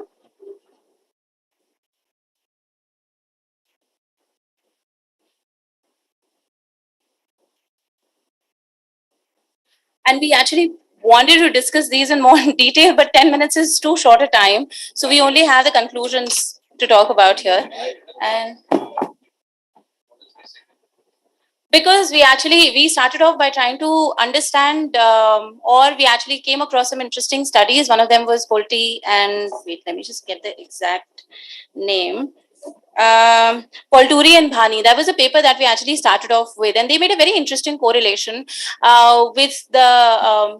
with perhaps the traits of the middle class and how they relate with ecopreneurship and with women. So that was basically the study that we wanted to start off with. And when we started actually contacting women, some of them who were running green businesses, they were, while they were conscious, for example, Bandana Jain, we actually spoke with her, and she basically makes designer furnitures out of recycled cardboards.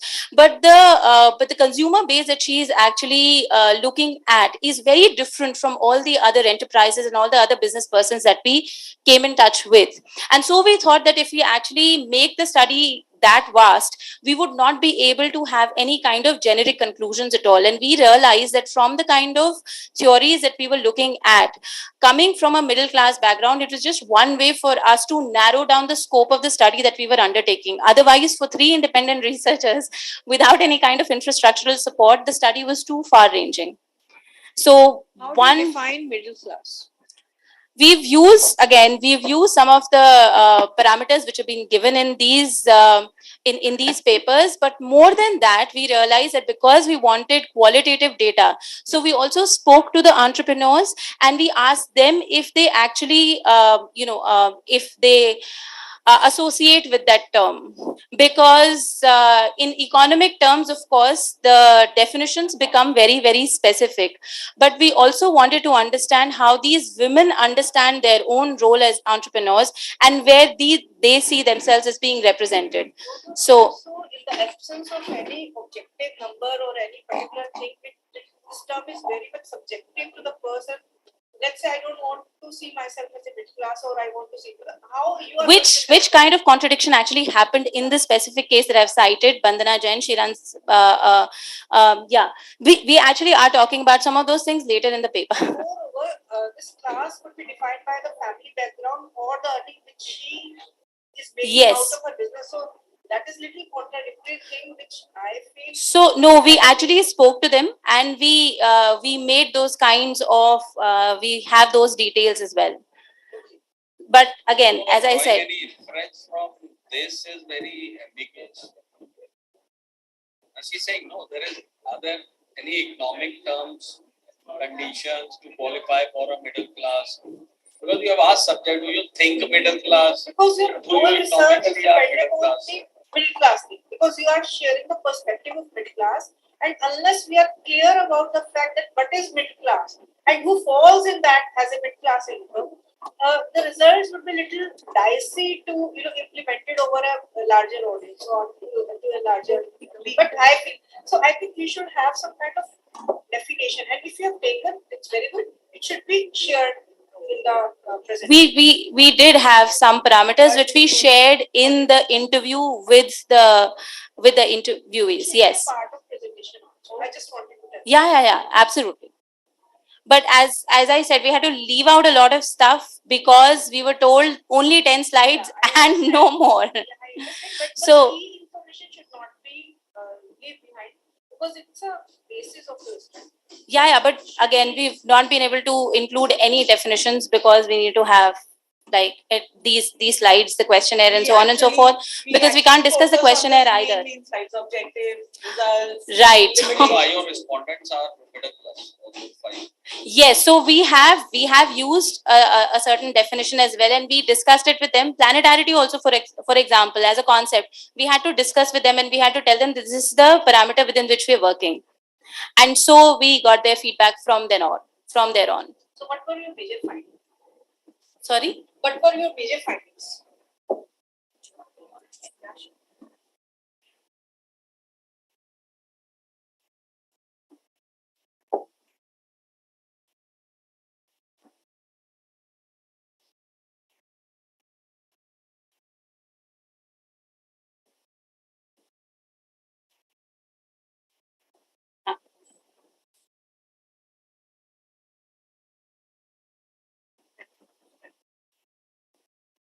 Just quickly, Basic. just tell your findings. Yeah, basically, the major finding which we found was interesting. One was which I discussed that many of the women responded that post COVID, consumers are more eco aware. So the demand for the consumer eco organic goods and environment friendly goods are more, and that lead to more competition. Also, they feel that if they'll compare in past 10 years as compared to that, there is more competition in the market for the eco ventures. Secondly, which we felt, which is a significant and which was present in all the interviews, that they feel that since they are women ecopreneurs, people tend to believe in their product more as compared to male ecopreneurs in context of gender, which we found. But on the contrary, they feel that opportunities for the women ecopreneurs is comparatively less as compared to male ecopreneurs. Being from the middle class, we felt that since they are more educated and financially also they have a lot of family support, so they were little self-reliant as compared to when we talk about rural ecopreneurs. And I think in context of policy framework, maximum of the women ecopreneurs are not satisfied. They said either the maximum policies are for the rural women, and even if they have, like one of them specifically quoted that there's a policy in which I think I forgot the name, but she said ki when you go to the bank, they'll ask for the collateral security. Then she says ki what is the use of the policy when I have to give the collateral security? If I have the collateral security, I would have gone for the loan directly, not the policy. So they feel that the government policy framework is not supporting them. They have to be independent, and I think this is also one of the finding, that they feel like since they are women, their income is not the primary source in the family. So middle class, but family was more supportive for them to be ecopreneurs as compared to the women who belong from the business class. If the family is from the business class, they are not very supportive to the women. And I think. That is the only one that they see. What they have done is from the production till the end service. We have taken only those women who take all the goods production se leke sare, which is eco friendly. So they understood the concept of planetarity, and they say that their production and their service, their production process and the end product is eco friendly. This is what the finding came, and the conclusion So, is. what you are trying to tell by this term? So, these are the findings. It's their view. So, what do you want to tell to the world by doing this study? Which we feel that one was the thing was that they should have the good support with the policy framework, because many of them complained about it. The second aspect what they felt was being a woman, it was easy for them to make them believe in the product, but people attitude towards eco-friendly product is not still very much acceptable, because of the COVID they are more aware. But it was difficult, it was very difficult for them to basically propose them to actually buy the product which they have felt. Do you want to add anything? Okay, fine. This is the basic major limitation which we were talking about, since our sample size is small, and plus it's a very time consuming, because we have to chalk out every time what is their schedule, when they have time. These 5 females were doing in a similar line, No, category no, business, no. or They are doing eco-friendly. They have eco-friendly products, but all of them are their business plan is totally different. Like one was having, they were totally different. Thanks.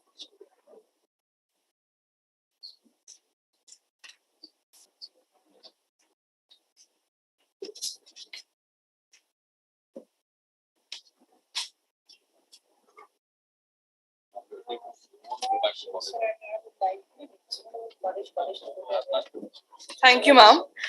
Our next presenter for today is Prisha Gupta, and her title is Financial Modeling and Comparative Analysis of Electrolyzer Technologies for Sustainable Business.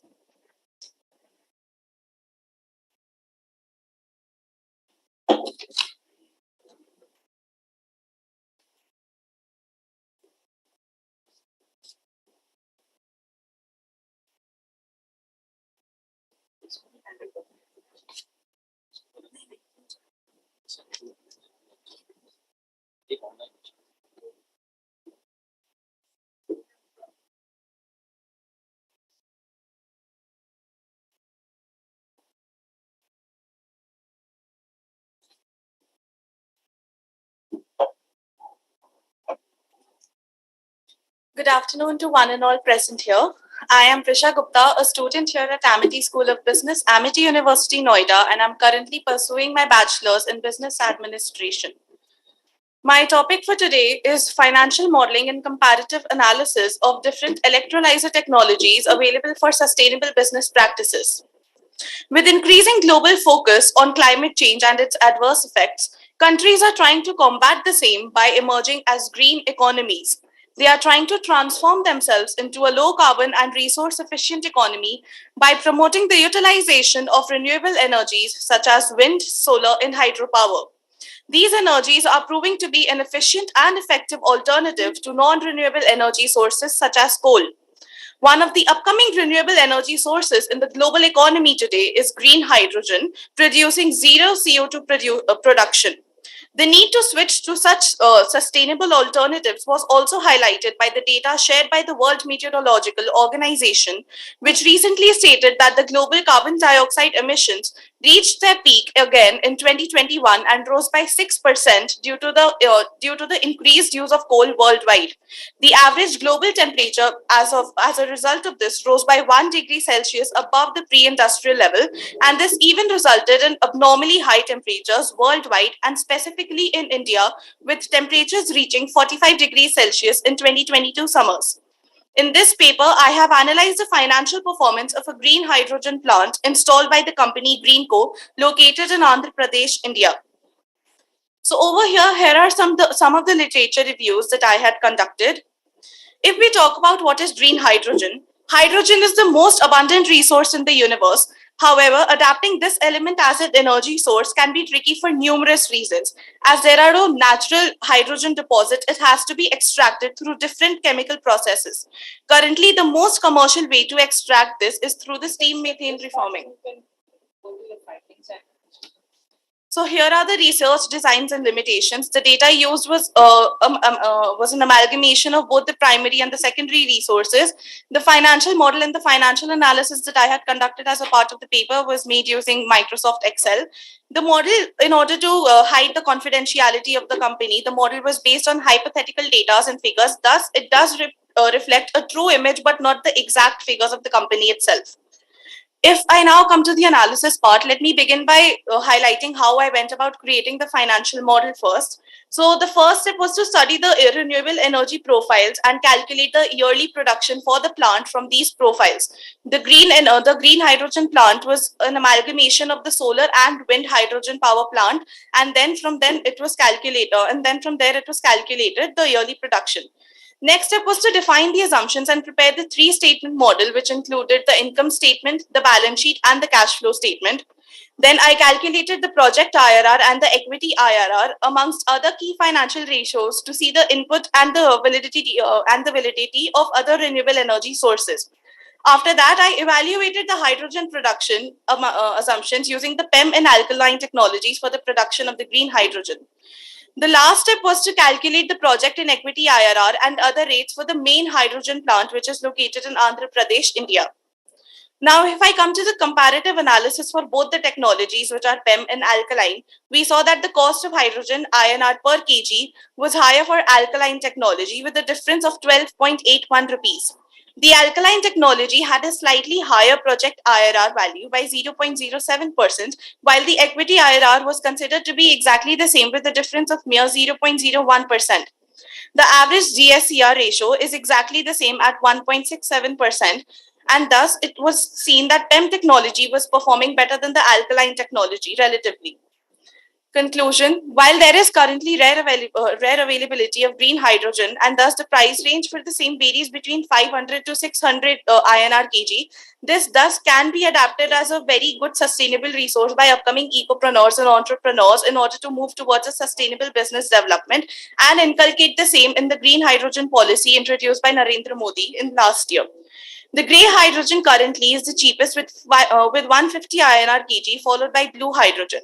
The government is incentivizing the production of green hydrogen through different schemes and policies, such as the green hydrogen policy, amongst others.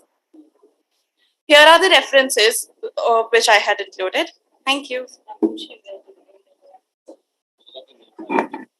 So where did you got this idea to do this research? I had actually worked with the company Greenco, and from there I got really interested in the idea of green hydrogen and its adaptation globally, because I saw that lastly the PM had also introduced a green hydrogen policy, which actually focuses on incentivizing entrepreneurship with sustainability. So from there, I got the idea to make an entire research paper and conduct a financial analysis to see the feasibility of this for different businesses, which are small scale and large scale in nature. So data, where did you got the data from? So The data was, analyzing some financial. So the financial data, as I mentioned, was the hypothetical data, which somewhere gives a true picture of the hydrogen plant, which was shared to me by the company itself. In order to hide the actual financial data, they gave me a somewhat similar replica of the data. Okay. So how do you see that So, have some validity if it is hypothetical? So because though it was not the exact figures, they were very close to the exact figures, and even then since I use Microsoft Excel, even if I input different values, the result and the conclusion for the same was coming out to be very similar. So in that case, we can notice that in an overall image, PEM technology was better than alkaline technology, especially for young budding entrepreneurs, because it had a lower price of technology and lower costs associated for the businesses. okay, thank you. Thank you.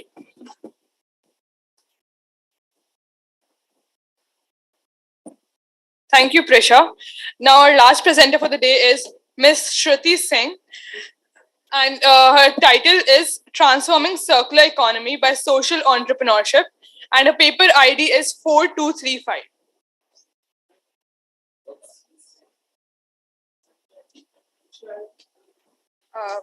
Just tell her what she has for this.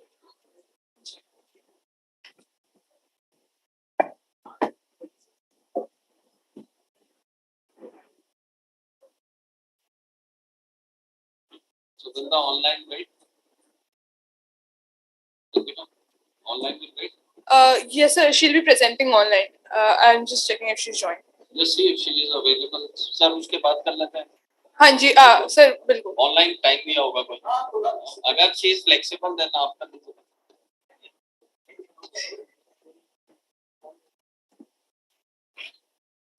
Ms. Shruti Singh, could you please respond if you joined the meeting?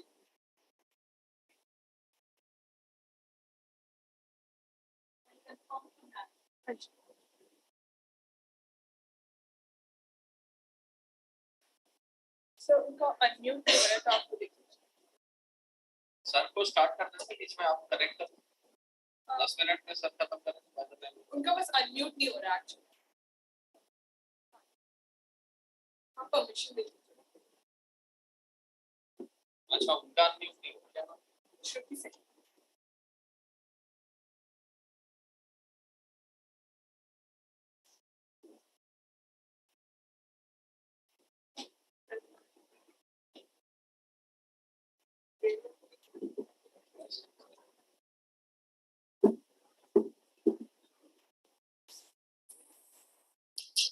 Hi, good afternoon, everyone. Can you hear my voice? Yes, ma'am, it's audible. Yeah, sorry for the trouble. I was having some issues. I was not able to unmute myself. Ma'am, could you please put your slides on the slide mode? 1 minute.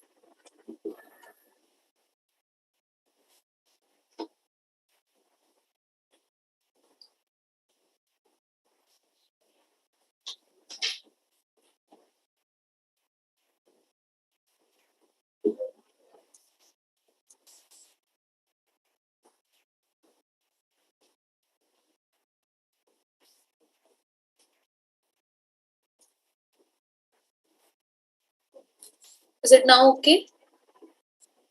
Yes, ma'am, you may begin. Yeah, so my paper ID is 4235 and the title of my paper is Transforming Circular Economy by Social Entrepreneurship.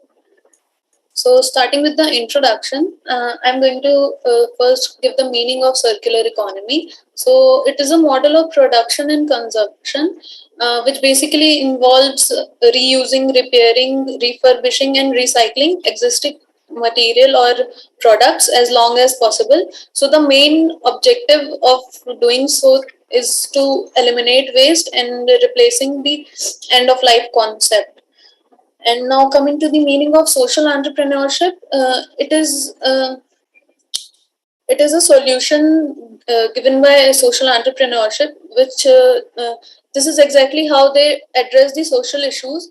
Therefore, they are the person who explores business opportunities that have a positive impact on the community or the society. For example, I have given an example like children's right charitable organization and waste disposal treatment facilities or women empowerment establishments are some examples of social entrepreneurship. Now coming to the literature review part, my literature review were based on two parameters, circular economy and social entrepreneurship. So most of the papers that I have read about circular economy, I came with a few main factors that were environmental problems, reducing pollution, innovation, waste management, and sustainability and circular economy.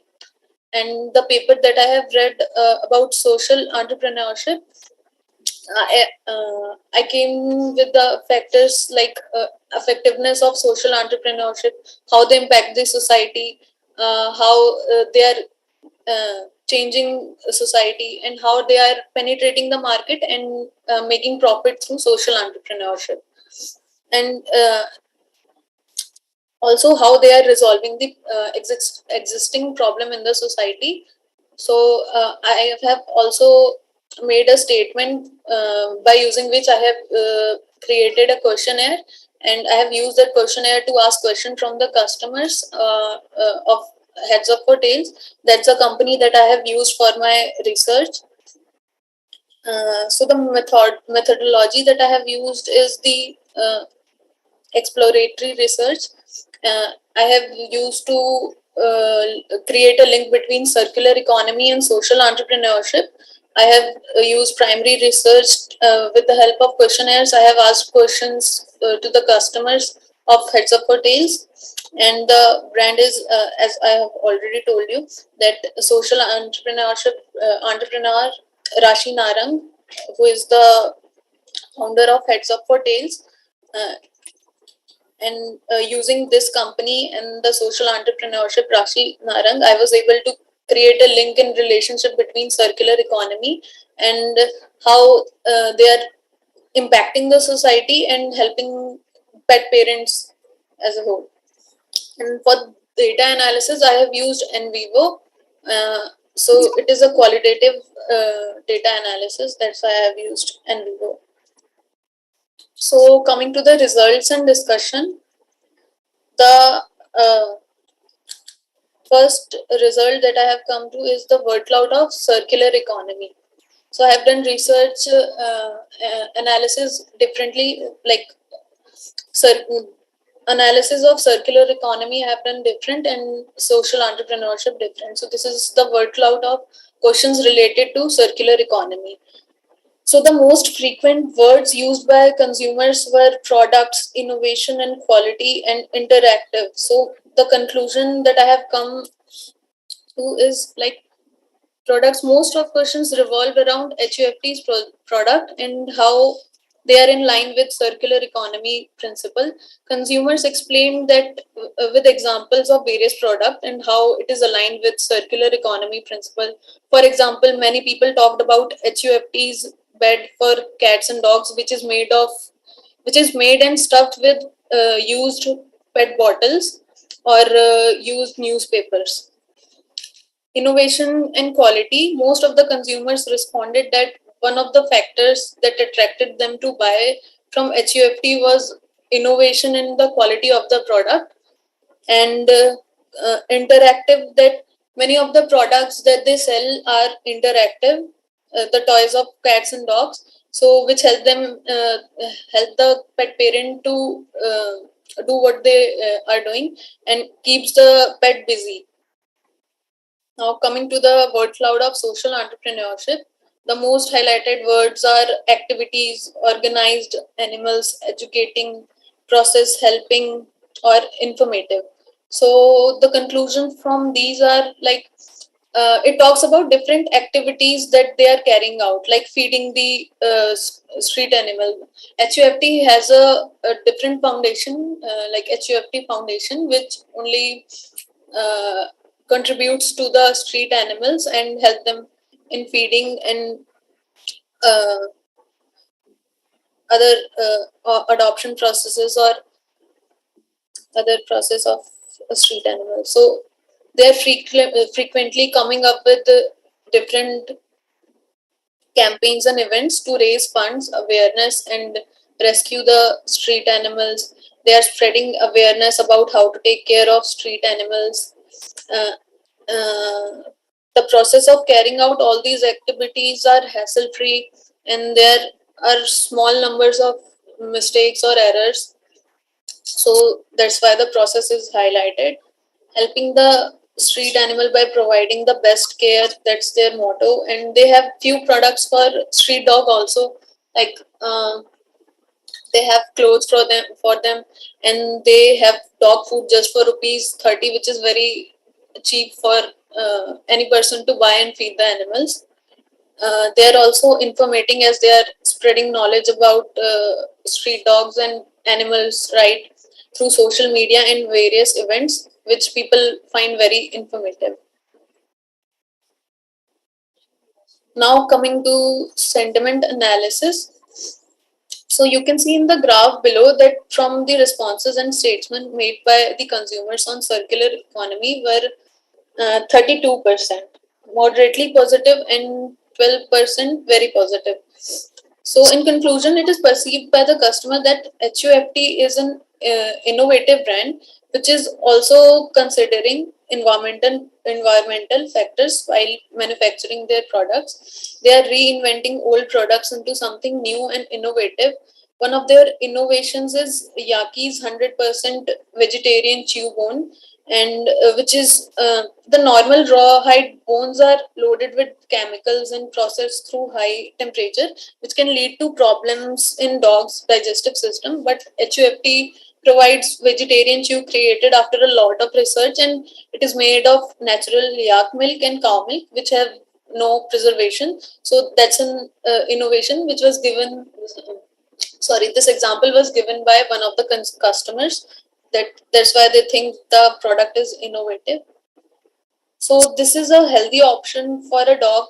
And sorry, so now coming to the sentiment analysis of social entrepreneurship, the results show that 36 percent is moderately positive and 12% very positive.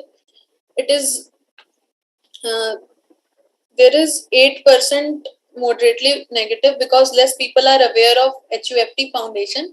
Many of them came to know about it through the dogathon that was held on September 18th, and many people participated, and people came to know about it after such a big event that took place at the same time in different cities.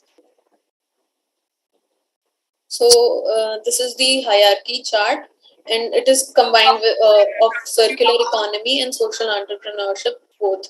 So you have only 2 minutes to wrap up your presentation. Yeah, sure. This is the last result. So the result was done after analyzing the overall questions and their responses. So you can see there are various parent words and how it is connected with the child word. For example, animals, and it is connected with street animal rights, street animals, rescuing animals, neighborhood animals. So it is basically talking about taking care of the street dogs and innovative products for the street dogs, or dogs that are owned by a parent. So products are both for cats and dogs, and it talks about making life easy of pet parents by creating innovative products and giving them the option to choose from, various options to choose from. There are a variety of treats, toys, and presents for the pet, and it also talks about the quality of product, helping the shelters in getting fund, rescuing animals, and also creating awareness. Coming to conclusion, in end, I will just say that Heads Up for Tails is a company which produces product while considering the environmental factors, and it is frequently innovating and coming up with new products as per the environment. And there are different pet care and grooming. It is a newly launched pet care and grooming concept in India, and various product and technology had been used to build this from ground up, and the journey of HUFT has been like really inspirational for some people. Thank you. That's it for my presentation. Next. Thank you so much, ma'am. Now, our next presenter is Mr. Sanjay Chaudhary, and his paper title is Extended Procedure Responsibility from the Perspective of Indian Enterprises with paper ID 4584.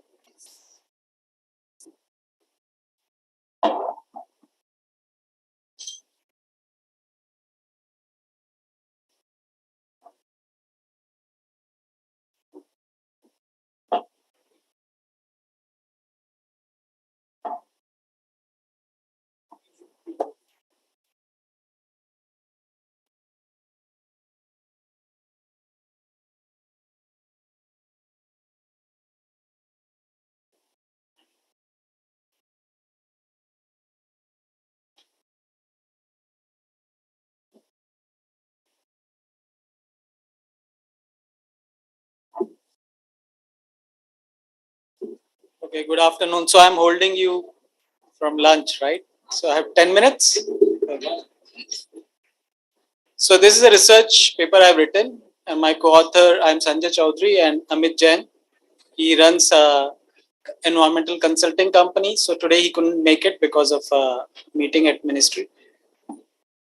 So I was writing this, and then how many of you are feeling bit uncomfortable with the air quality in the last 2 days? Yeah? Correct? Okay. So we all living with it, right? Especially children and all. Then they're talking about grade level 3 response to it. So I looked at it, and I was I came from, I'm not an engineer, right? So I'm a business educator. So I look at, and how many students here, I think, and faculty here, how many people know that there's a tool called root cause analysis? Yeah. Whenever we have a problem as a management and business, we always look at root cause analysis. There are a lot of templates for that.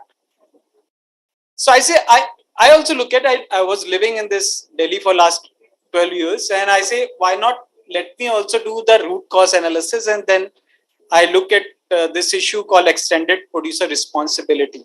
So I was looking through what is the government coming up, and I look at this regulations for e-waste. I started with e-waste, then I wrote plastic pollution, then I look at air pollution, and I went to Pollution Control Board website. But they're not businessmen. They are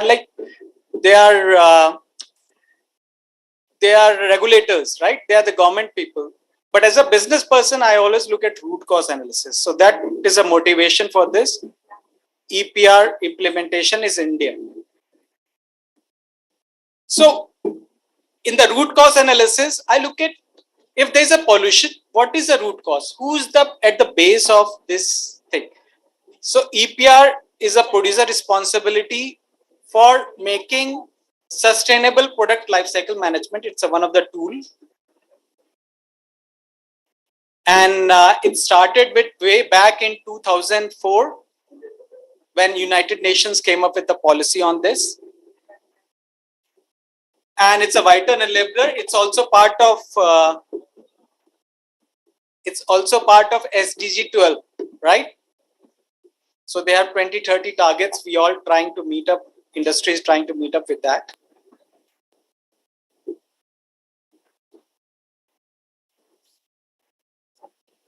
So key crux of this paper is, if there is a pollution, be it a plastic pollution.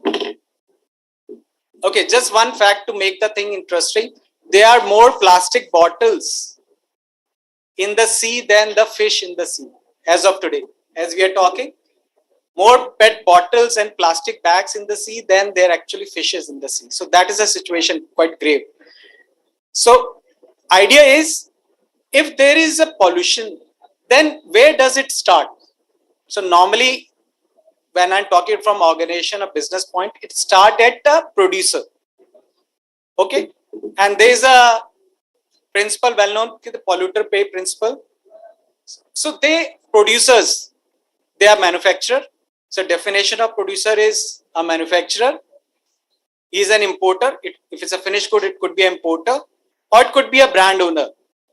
So this is a technical definition of producer. He's an essential player in supply chain. And that person is a root cause, and that is a very crucial person or the party for this circular economy. So research objective we started. So government came up with this EPR policy.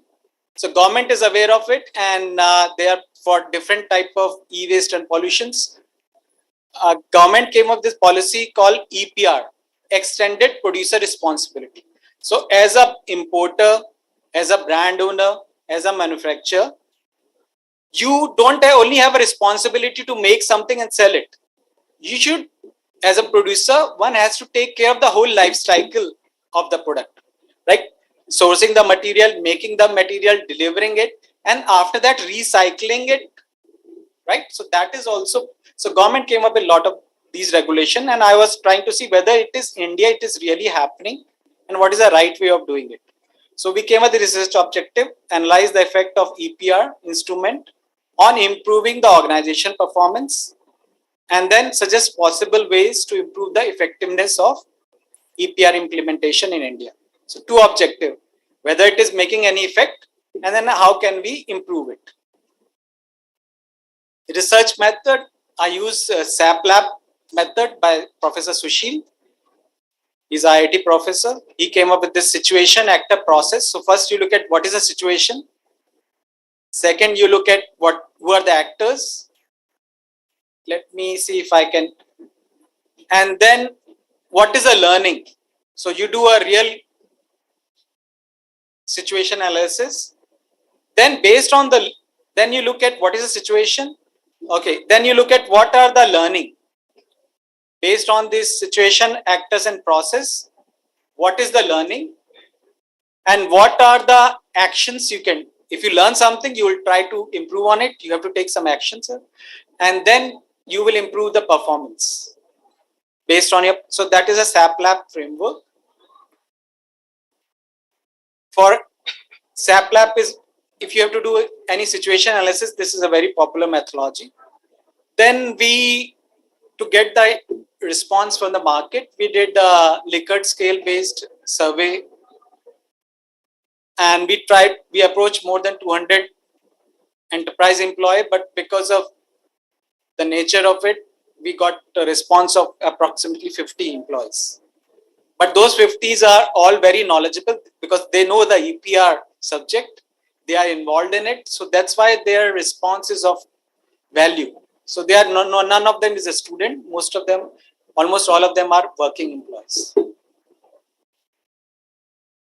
So they all graduate, working experience, and they have volunteered because they are knowledgeable about it.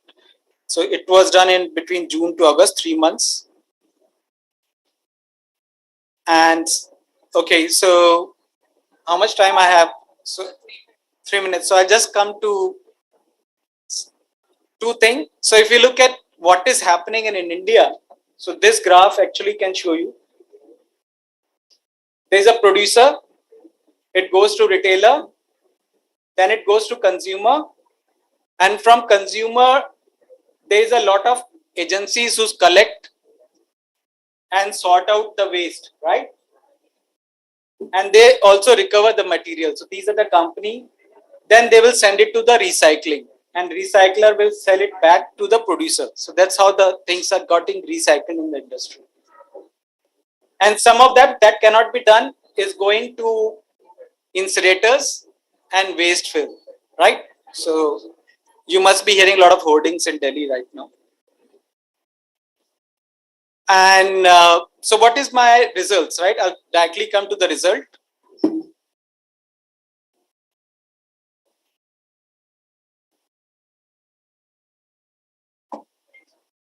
So it shows that not only for environmental reason, if you do extended producer responsibility, it is also helpful for you in the marketing side.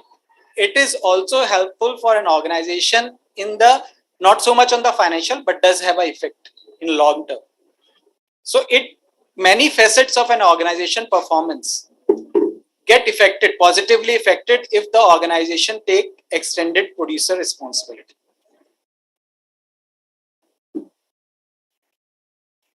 Then there is another aspect, recycling. Everybody is talking about recycling, कूड़े का पहाड़ खत्म कर देंगे. But my being from an organization point of view, I say producer has to start at the design level.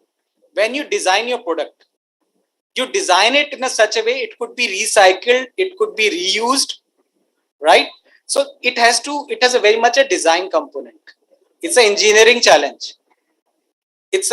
If it's a 50% engineering challenge, it's a 50% recycling and consumer awareness or infrastructure problem. So there's a concept in United Nations that is going for last 5-6 years called eco design, right?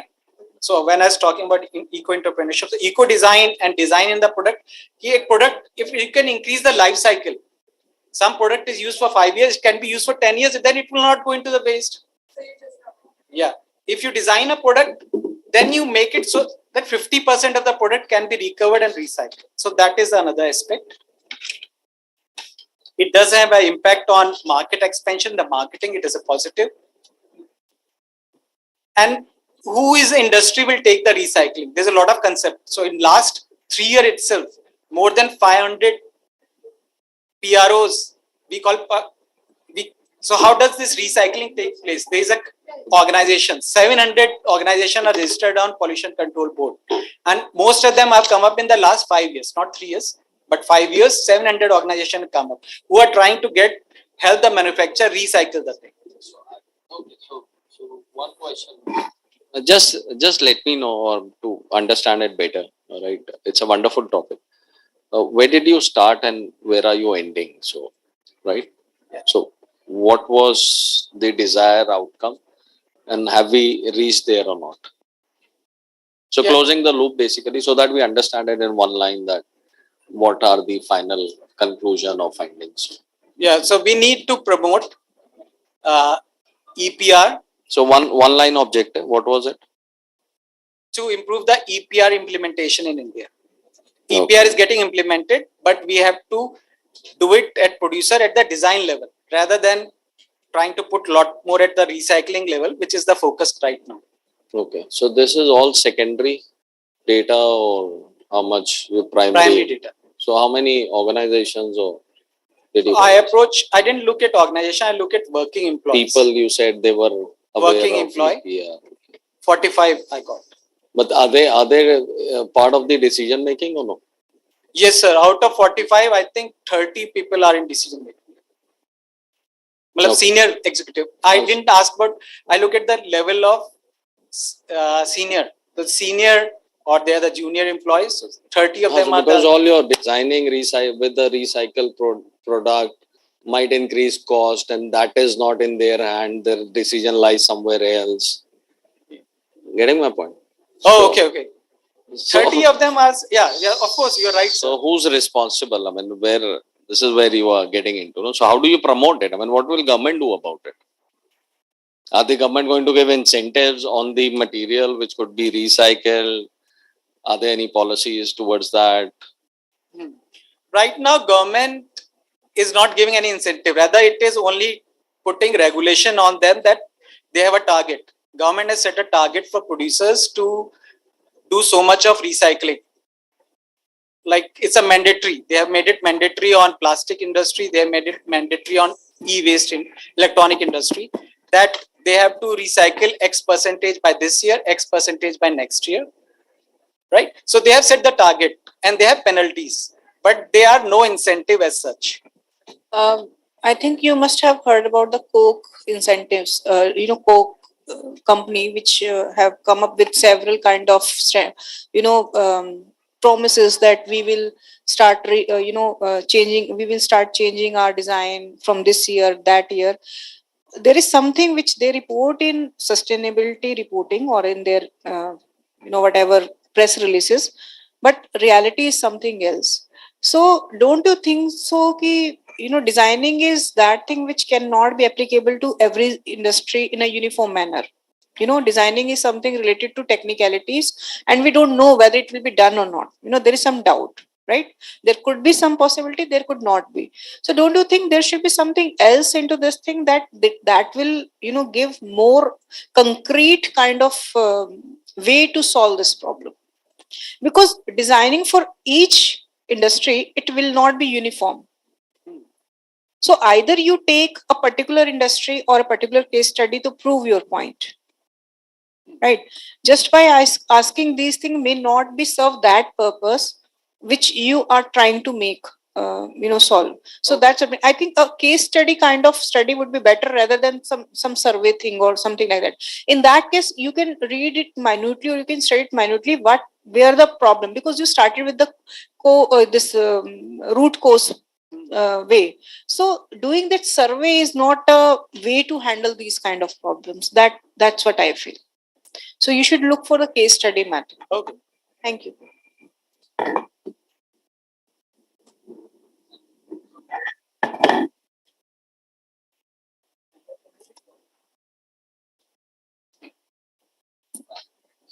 Thank you, sir. I hope you all had an enriching session and the audience has been greatly benefited by all the views everybody shared over here.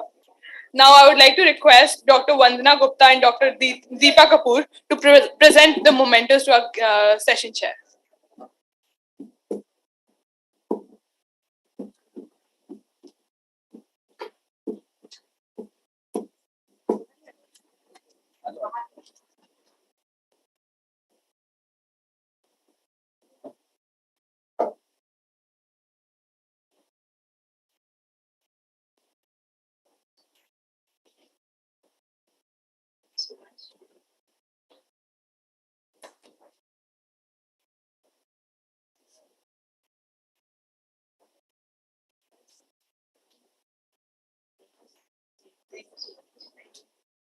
May I request Dr. Vandana Gupta to present with the certificates of the session chairs?